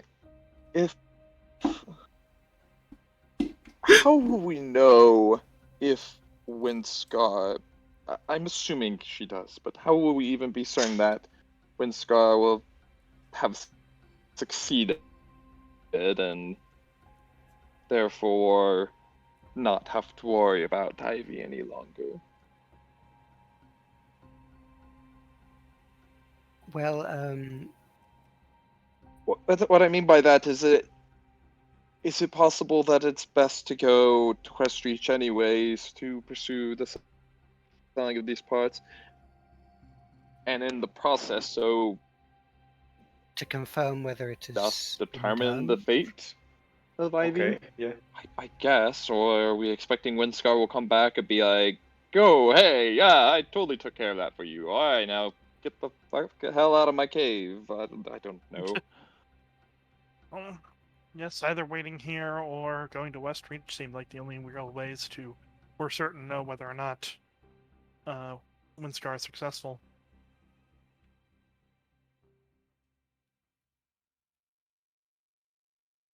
If Windscar even returns to this cave to rest. Yes, because they have multiple. Correct. Well, it is Yes. night, so you can That is spend the very night. true. You can spend the night here because you're not going to be traveling anymore. It's just a matter of what you do in the morning. Do we want to spend the night in Windscar's cave? Probably out closer to the entrance of it. I'd recommend maybe a pass on the whole staying next to Windscar's cave. You know, she's a stand-up gal. She's doing a lot for us, but don't know if you guys noticed the way she addressed us. She doesn't seem like she thinks much of people or Be of honest, I don't any. care much of the people either. Ouch. But I reckon, considering the way that she just got up and fucking left without like 2 seconds of discussion, she really doesn't care about who she hurts, where she hurts, or what she hurts. If they look like any of us. Yes, we should probably not remain here for too long. So Um, make camp a bit outside the cave. with my earlier perception, were there any other caves or any other prime camping spots that might offer a little comfort and safety? With your passive perception, you actually noticed one thing. There were no animals within about half a mile radius of this cave. You saw a few birds, but like going around, but no animals that stood out. So it's probably safe around the area because animals tend to stay away from, the big ass predators. I'm gonna say she's probably the biggest predator this place has seen in the last 4 years. So there didn't look like there was anywhere like good to set up camp. Yeah, It all just kind of seems like you can find if one. you're not in this case. Alright, well, if we could find one, then that'd be grand. Yeah, I was just kind of looking at see if there's any like prime real estate. If you know what I mean? Yeah. No, you can easily find a spot to camp out. No problem there. So you guys go camp out, and I assume you're gonna have watches, so I do want you to give me your watch turn order. Emrys will volunteer to be first. I can be second. And by the way, I put on the alarm spell before them his watch. I assume you and Demir have fun just spreading alarm spells everywhere. Pressing buttons while doing it. Mm-hmm. I'll take third watch, I suppose. All right. Uh, try saying something. RB.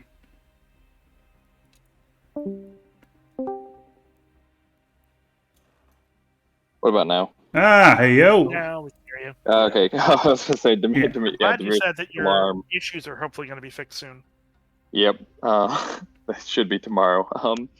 Demir is just gonna volunteer to take the last watch and just spamming alarm spells. Okay. So first watch, please roll me a perception. Here we go. All right. Okay. You are kind of focused on the fact that Albion found you, and you're kind of looking around for Cell the whole time, not really paying too much attention to what's going on around you. But nothing really seems to happen. And the second watch comes around. Roll me a perception. No, Terry, you see everything. you see the fabric of the universe unfolding before you. Then you wake up and you realize, it's my watch, and This is what it's like to live as Callahan. yeah. Terry got a moment of that. Gotta You hit it at that mall. you did see some animals returning to the area. since the dragon is no longer around, but nothing really that stands out. Third watch, please.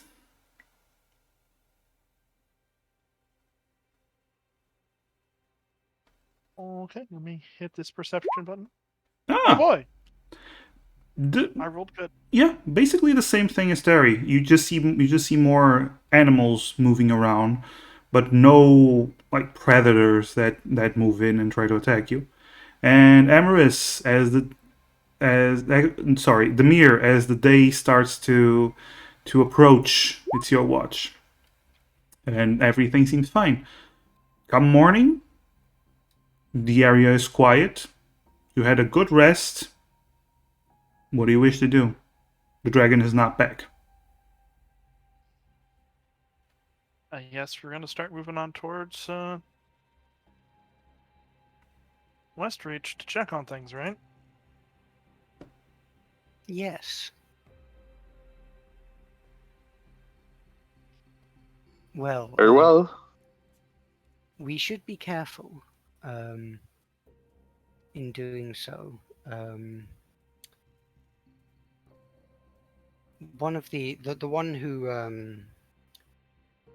who prepared this blood pact that has bound myself and Kyoho, she seemed to have abilities not dissimilar to my own, abilities to peer into the minds of others, which, if we are not careful, may allow Ivy to, if she has survived, to discover that we told a dragon to dispatch of her. You told the dragon to dispatch of her. To be quite precise. We asked the dragon to help us with the blood pact. The dragon decided that dispatching was the method. True, it was not entirely our fault, though we did not, stop it. Though we couldn't stop it, it was a dragon. Yes. Why would we stop her? She's a strong, independent wind dragon. She thought it was the best plan. But anyways, we all voted speaking to the dragon. It was a group decision. Yes, I've been pinning my minority dissertation about that vote.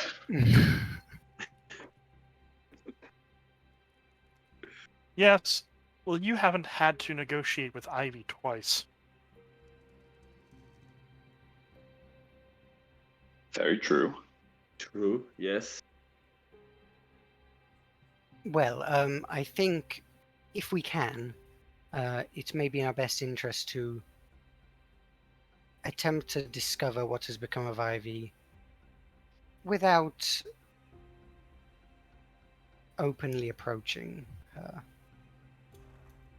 All right. So you're heading towards Westreach, correct? I think Yes. so.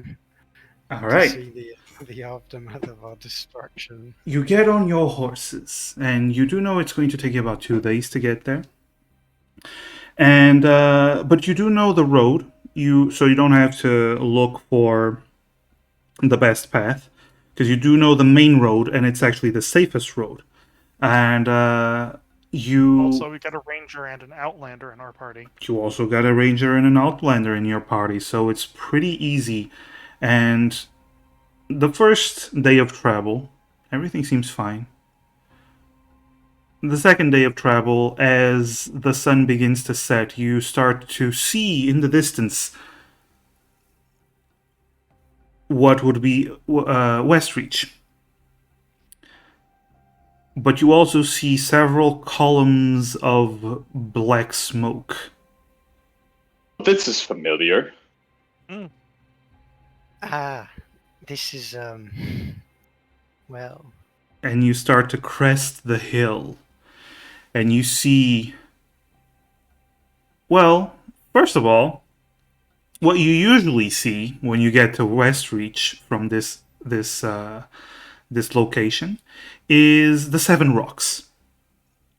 As you remember, the Seven Rocks is the poorer and seedier part of town. It is also where the Silver Tongue was, where a lot of your activities. Yeah, it was since you were there the last time you were there. But in general,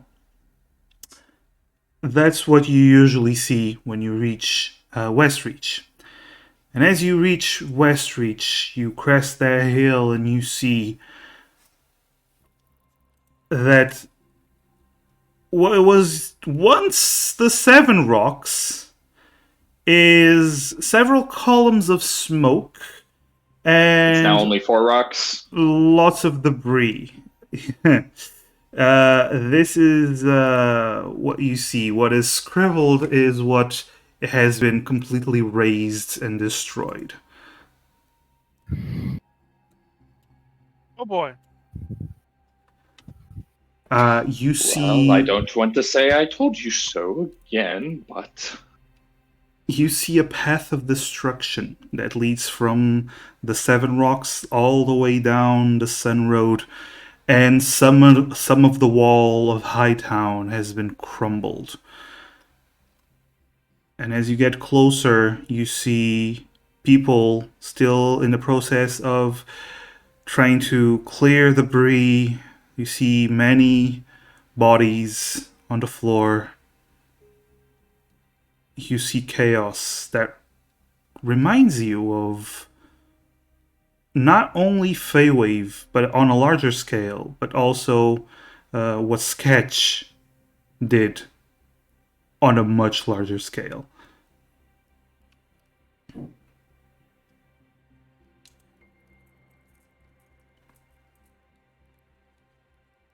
Are we the bad guys? Are we the Yes. baddies? Are we the baddies? very much No. so. No. Yes. No. It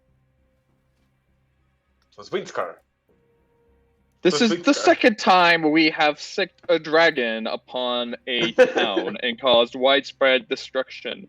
Once is a misunderstanding or simply not understanding the full extent of what our actions might cause. 2 times is very much so a. All right. Lesson learned. Okay. We should have learned the lesson after the first time. Demir's right. We have made a mistake. You also Yes, no, see as now, you're now you listen to the wizard. As- Bear is now just going on a full rant and halfling. as you're having this conversation and you're still approaching town. You do see there are lots of guards helping out, and one of the guards approaches you. Halt! You lot! Wait, I know you. He looks around at you, not at Terry, but Hey.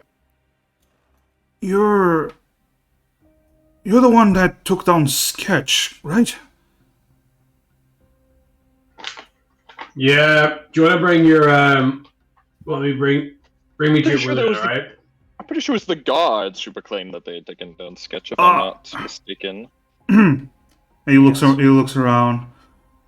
You do remember this guy? This when you were gathering your reward. This He was was one back of from the door, was he? Yeah.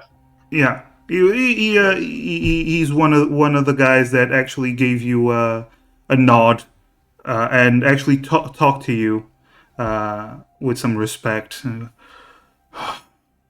You really came at a bad time, but if anything you can do to help us, it's been chaos these past few days. I'm sorry, I'm what gonna exactly hop has off my happened horse. here? One at a time, please. I'm gonna hop off my horse and start helping. Okay. I'm going to do the same and say, what exactly happened here? First of all, thank you, Raiders. Hi, Isa. Thank you so much for the raid. Woo!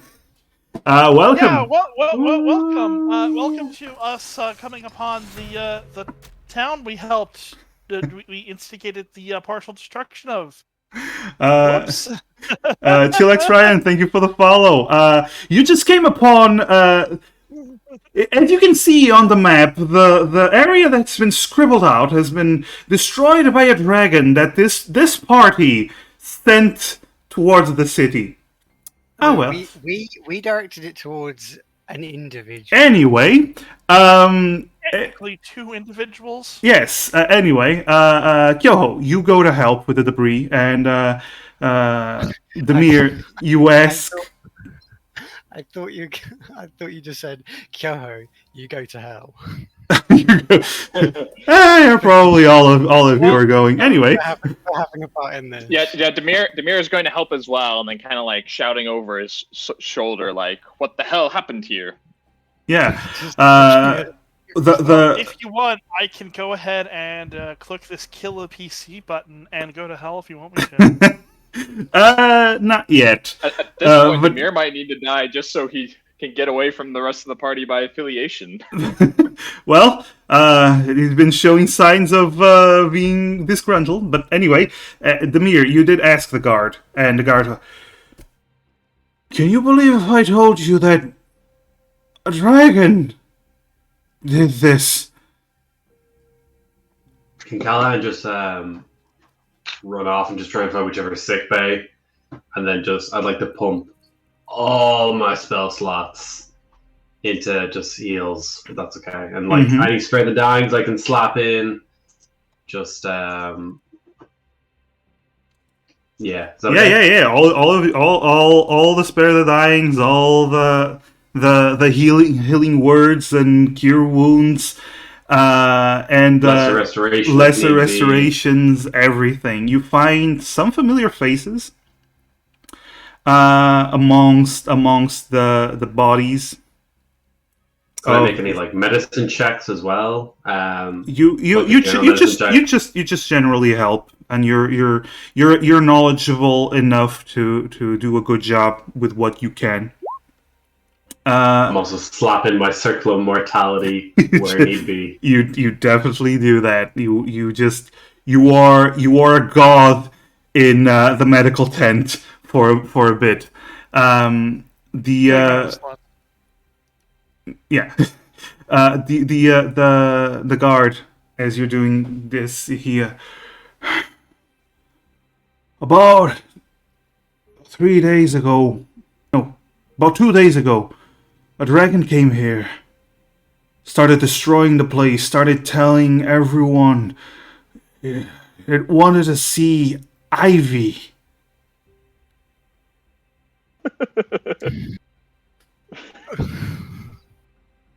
Demir's not laughing. This is just me. Yeah, it wanted to see the Ivy. Nobody freaking knew what Ivy was. Who? What? And then it just kept destroying and kept repeating that it wanted Ivy to come out, Ivy to come out, Ivy. And you hear some people when he says Ivy loudly. A lot of people cringe, and you hear a moan of desperation, a wail of desperation. It was chaos. It was chaos. And then Arthur came in. It was a mess. It was a mess. What happened to the dragon? Oh,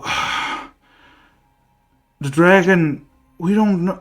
I'm not sure. There was this bolt of lightning that just ripped through part of the set of the wall, and then the dragon shouted something about "I am free, we are free," and then it just left.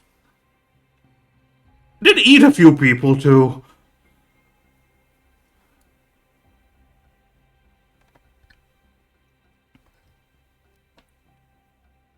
That's insane. Who is Ivy? Are you asking the guard, or are you asking the rest of the party members? No, I'm asking the guard. I don't freaking know who Ivy is. Well, seems to me you should find Ivy and get an explanation. And he turns around and goes to help some more people in dire need. Yeah. In that note, I will use my primeval awareness Mm-hmm. to try to detect people around me, around the debris, see if anyone's still trapped. All right. So you're looking for humanoids. Yeah. Okay. So using your primeval awareness, the two Oni with the big, strong arms, even though they have low strength. And yeah, there's a lot of things that you can help, especially when Amaris comes in with their mage hand, just picking up little rocks and pretending to help. Emrys is looking a bit kind of like Emrys looks very kind of, you know, not sure what to really be doing or thinking of this. Mm-hmm. Understandable. I was looking at this mess that she's sort of partially responsible for and is doing what she can to try and help fix it. Yep. So I'm gonna say you spend the whole night until you do. Do you continue to work throughout the night, or do you take a rest? Because you did travel, so you might gain a point of exhaustion if you continue to work. I won't take the point of exhaustion. Okay. Callan probably will if that's okay. If Okay. it means like healing people and just. Well, you need to rest to get your spells back to heal more people. Can I work as hard as I can before absolutely having to take the rest? Yeah. You just generally use your magic to help people as best you can. All right, so whoever is working throughout the night gains a point of exhaustion, so mark that up. That'll be me. All right, the rest of you can sleep in one of the destroyed houses that seems as stable as possible. On the one hand, I want to help. On the other hand, I want to be as alert as I can in Westreach. I think Emrys will gain a point of exhaustion. Okay. And Terry? Can I gain a point of exhaustion and also take a long rest? Or like pushing myself, or is it one or the other? No, if you're taking, it's one or the other. If you're taking a long rest, you don't really get a point of exhaustion. If you don't take a long rest and you spend the whole night helping, you gain a point of exhaustion. Yeah, I think those spell slots are handier for people, so I'll take the rest. Okay, Terry. I'll also take the rest because I also need the spell slots to cast that ability. All right, as you wish. You continue. Some of you working, some of you resting. Not to say you didn't help, but you just know the limits of your bodies and you didn't push yourselves. There's a lot of pain and destruction here. The dragon, in her search for Ivy, someone who is notoriously good at staying hidden and not being caught by the guards and the law for a long time.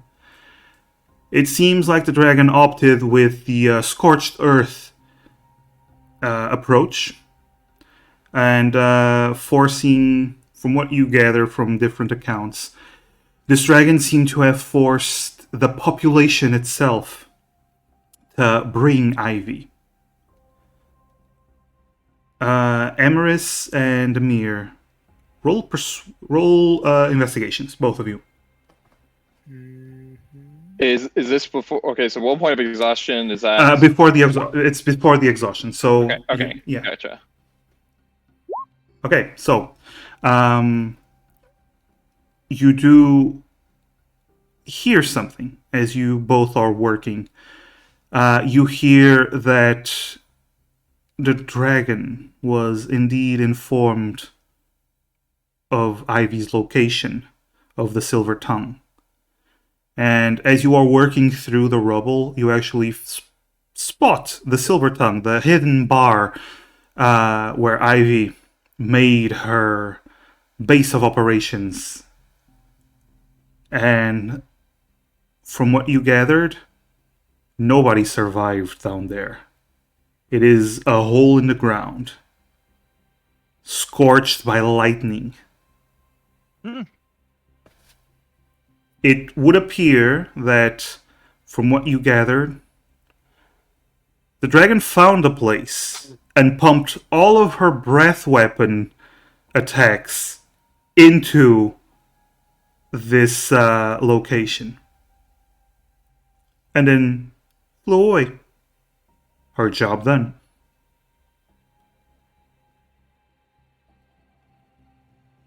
But we don't know exactly if Ivy was there at the time. To do that, you might have to, clear all the rubble from the underground facility that has been blasted to hell. You can definitely try if you wish. Not today, because you are tired, but you can definitely try. Oh, yes, also, Amaris, you hear, because of your investigation, Arthur Dane, the abjuration master, Arthur Dane, actually came to parley with the dragon at one point. Oh my god. Didn't work out so well for Arthur Dane. Of course it wouldn't. Especially if he finds out the dragon's a woman. Apparently, they did have a conversation, and apparently, the the dragon reportedly swatted Arthur across the Seven Rocks, and a fight ensued.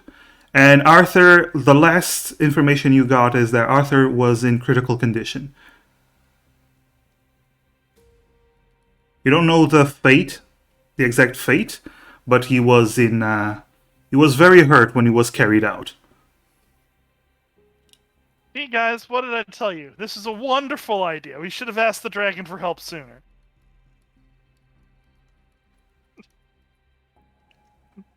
Yes, well, Wow. maybe Kyoho might help him recover. No! For those that don't know, Arthur Dane is a misogynistic prick, and nobody's sad about his Yeah, he tried situation.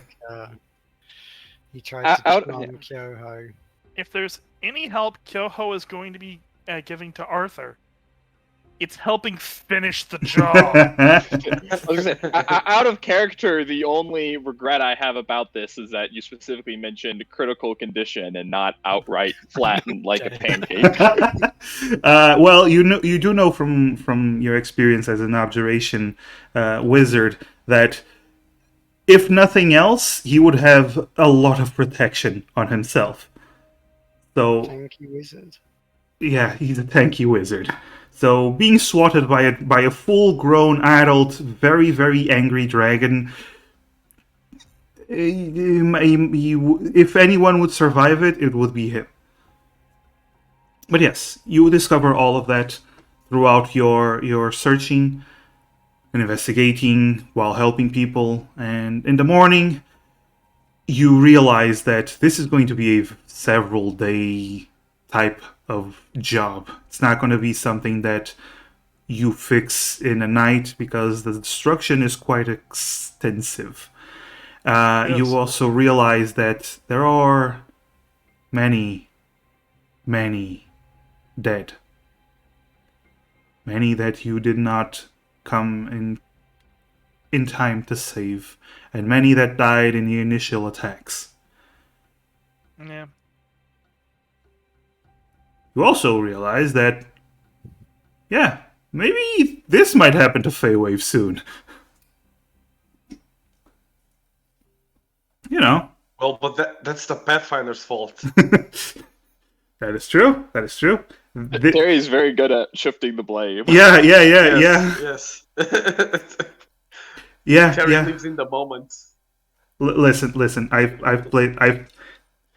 played with Spyro long enough to know that he is very good at shifting the blame. Hey, Yeah. come on. No. His characters are very good at shifting the blame. There we go. Yeah, there we go. Sorry. Yeah. No, But yeah, it's quite alright. in the morning, you all gathered. You do notice that Amaris and Demir have eyes under their bags. They're tired. The rest of you, Eyes under their bags. That's what I said. I'm gonna stick to it. Fuck you. Yeah, but yeah. What do you guys wish to do? Do you wish to take a downtime to help? Do you wish to do as best you can for just one more day or so? Do you wish to continue on? What do you wish to do for now? Do you think we could split the party in the sense that some would help and others would try to investigate Ivy's hideout to make extra sure that the corpse is there? If that is what you want to do. I'm asking the party. Emrys will probably suggest that although like this issue with Ivy, although not quite in the way we hoped, seems to have been resolved, which means that now only Albion is looking for them, or looking for Emrys specifically. And when the group's gathered, Emrys just kind of looks to Callahan, looks to Demir, looks to Yoho,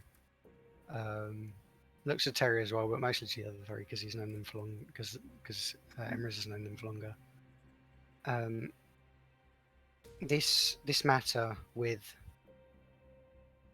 Ivy, it did not turn out as most of us would have hoped.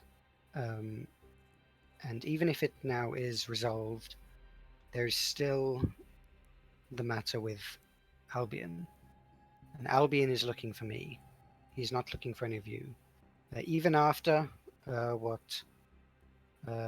methods we have used to temporarily rid ourselves of Cell's surveillance, I'm sure Albion is most interested in finding me again. So, after what has been caused, after all of this, would it be better if I go?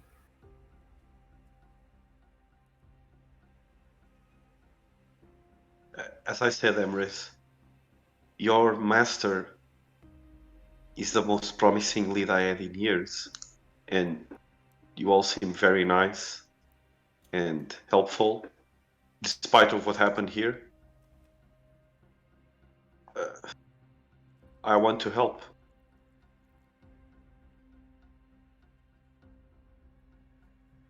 I'm staying here and I'm helping out as much as I can.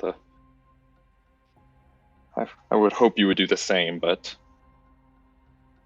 whatever you wish. Demir just kind of goes back to helping. Doesn't really hang around. He's pretty much just going to go until he drops from exhaustion. Mm-hmm. I'm staunchly against you going back to Albion. Yes, from the sounds of things, I do not think that your teacher was the best of people. Are we And the best especially of people after what we have caused?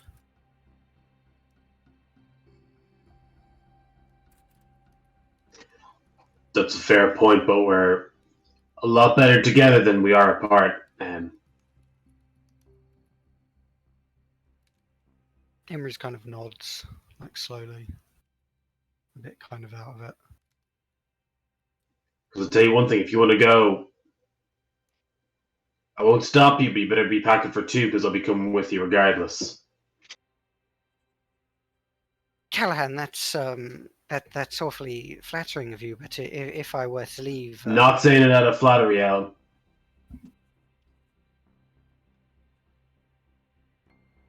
will I well, me saying this wasn't an option of anyone following me. Albion only wishes to see me. If you were to come, he would simply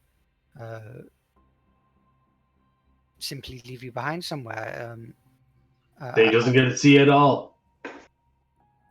Final. Huh? Is it really okay for me to stay here? Kind of like maybe kneel down so I'm more eye level with them.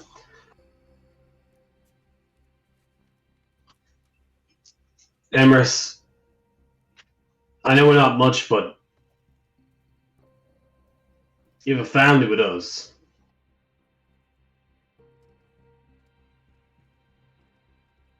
We'll accept you no matter what. You know that, right? Thank you, Callahan. Thank you. I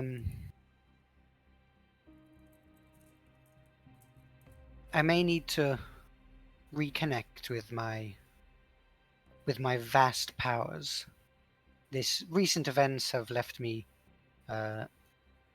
less confident in my ability to control these otherworldly forces, but, well, even with as great control as mine, I suppose there is only so much that we can each individually control, but at least when we're working together, there is more that we might be able to do. Would you not agree? I don't agree with you anymore. Even myself, I sometimes feel like Maul's message is being lost to me, you know what I mean? Like I'm struggling to hear his voice right now. After everything's happened, I don't know what I thought when that dragon left. There was a real big part of me that figured that I should go in, help you guys out. I tried to stay as quiet as I could, you know, because I just want what's best for you all. But seeing everything like it is right now, a little bit of guidance and reconnecting is what I think the good doctor is after ordering. For as long as we do together, I think that'd be the best bet. It is tough for all of us at this moment. And I do want to say, despite my comments about not particularly caring for people, I have not disliked the time that we have all spent together. Or else I would have simply just left.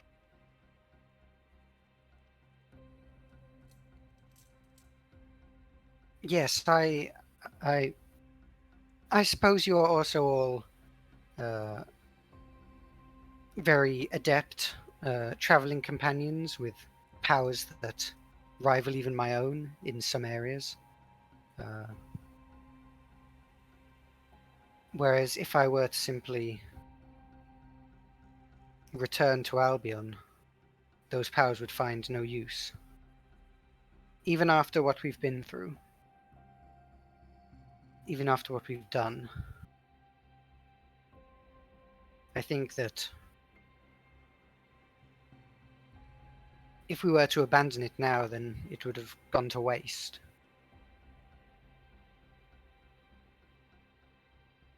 In this moment, Emerus, you hear again a familiar voice in your head. Emerus, I understand that Westreach has had a little problem with a dragon. I advise that you steer clear of Westreach on your way to Chimer.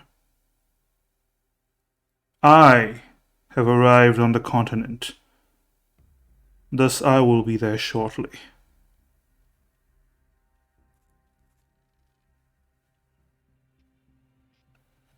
You Emrys sends a message reply. back. Mm-hmm. I will not be returning to you, Master Albion. That is all. All right. Mic drop. Damn, yeah. There is surprisingly long amount of time before you hear in your head, that is a mistake. Very well then. If you do not wish to return of your own accord, I will bring you back. And I am sure you do not need your legs to continue living. I will make sure you no longer have the will to escape, nor the means.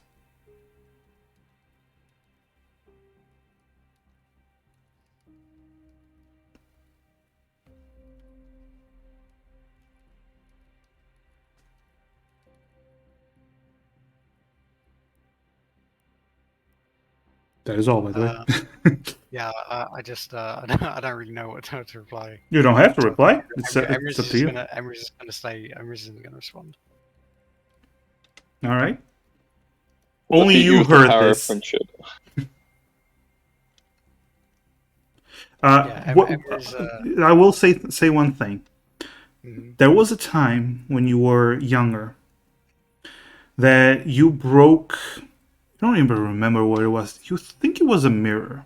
It was a very embellished mirror while cleaning.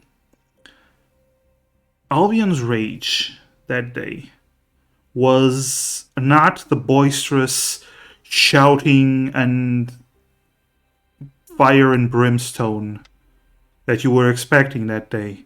It was a quiet fury. And you were punished severely. And this was the only other time you've heard him use this tone.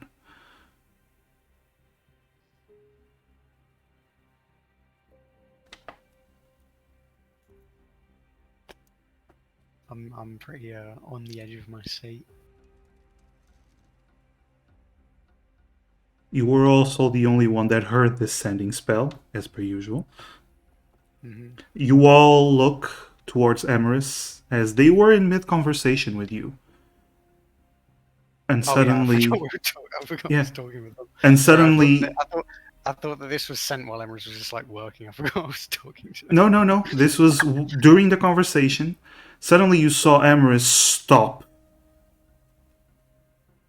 And then you see Emerus sweat and look very worried, I assume. Emrys looks nervous, but Emrys looks kind of determined. Mm-hmm. Good. Emrys kind of looks to the others. I have informed Master Albion. I have informed Albion that I will not be returning to him. So we need to prepare to fight a wizard in a few days, probably. Or evade him.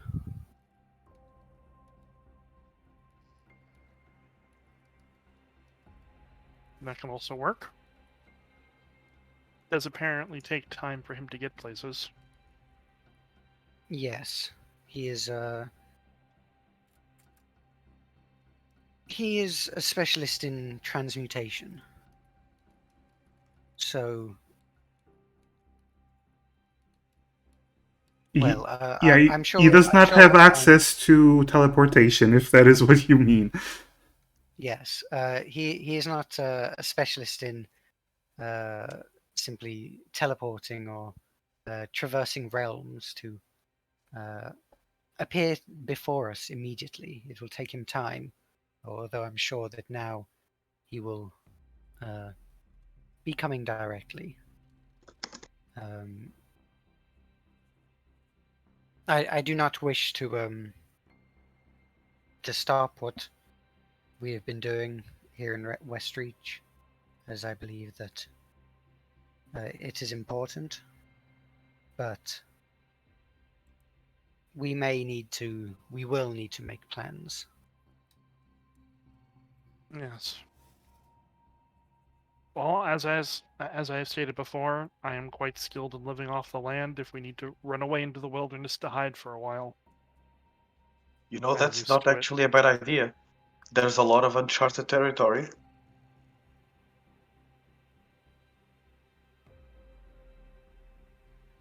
Right? Yes. You will never find us there.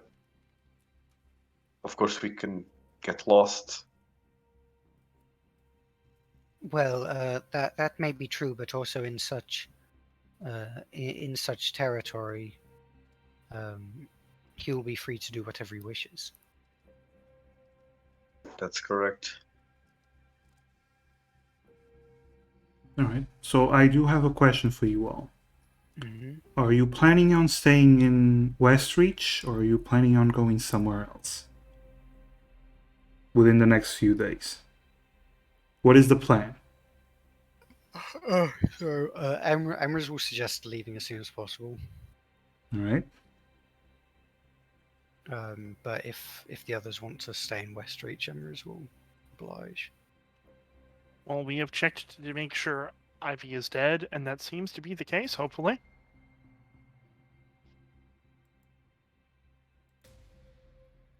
So, I'd be fine with leaving. I'd like to help here more, but How many more people? Sorry, yeah. No, we're go less on. likely to destroy more places if we get in a fight with a wizard in the forest.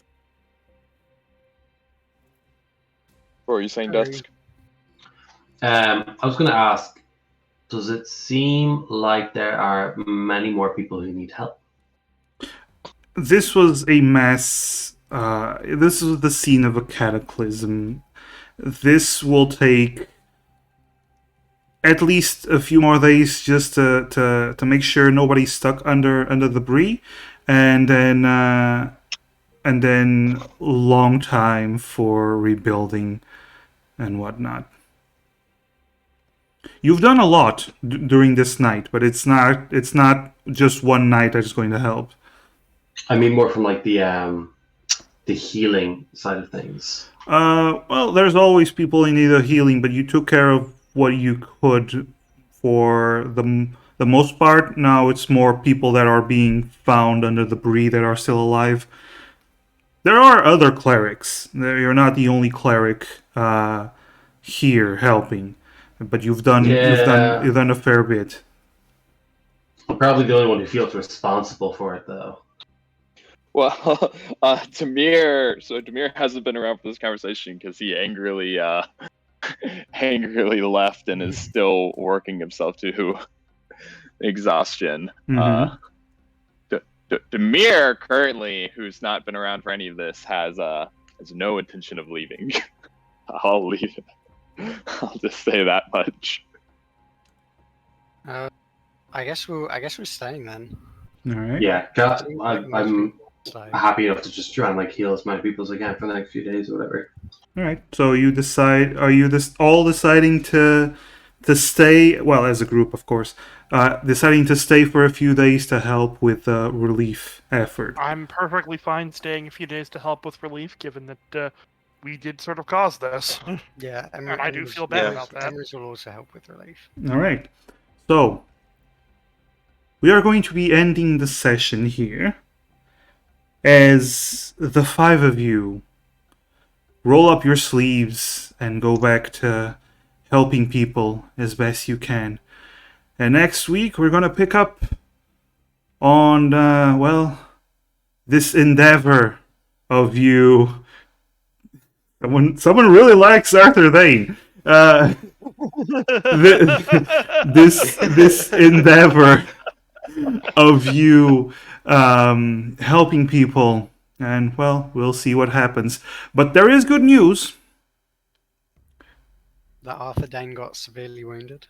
There are two good newses. First of all, that well, apparently Arthur Dane got severely wounded, and second of all, you are all level 5. Gasp! Yes. Hey, Hey, the dragon.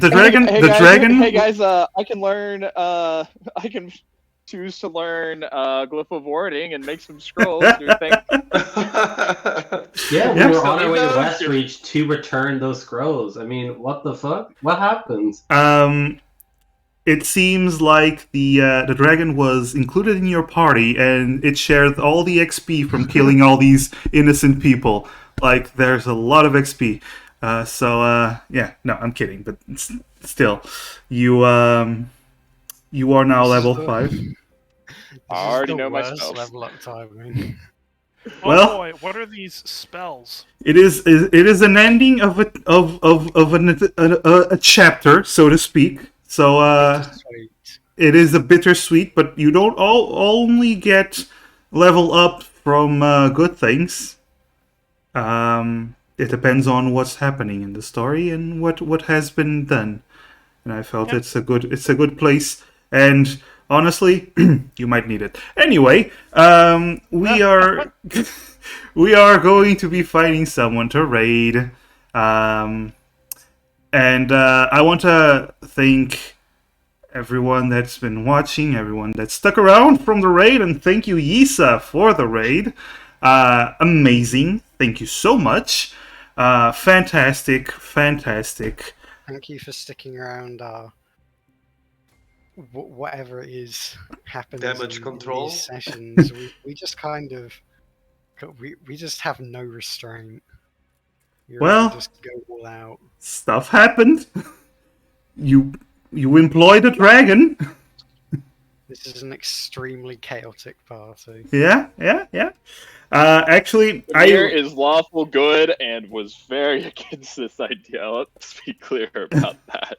I am very clear on that. Don't worry about it. All right, so Uh, we will be raiding.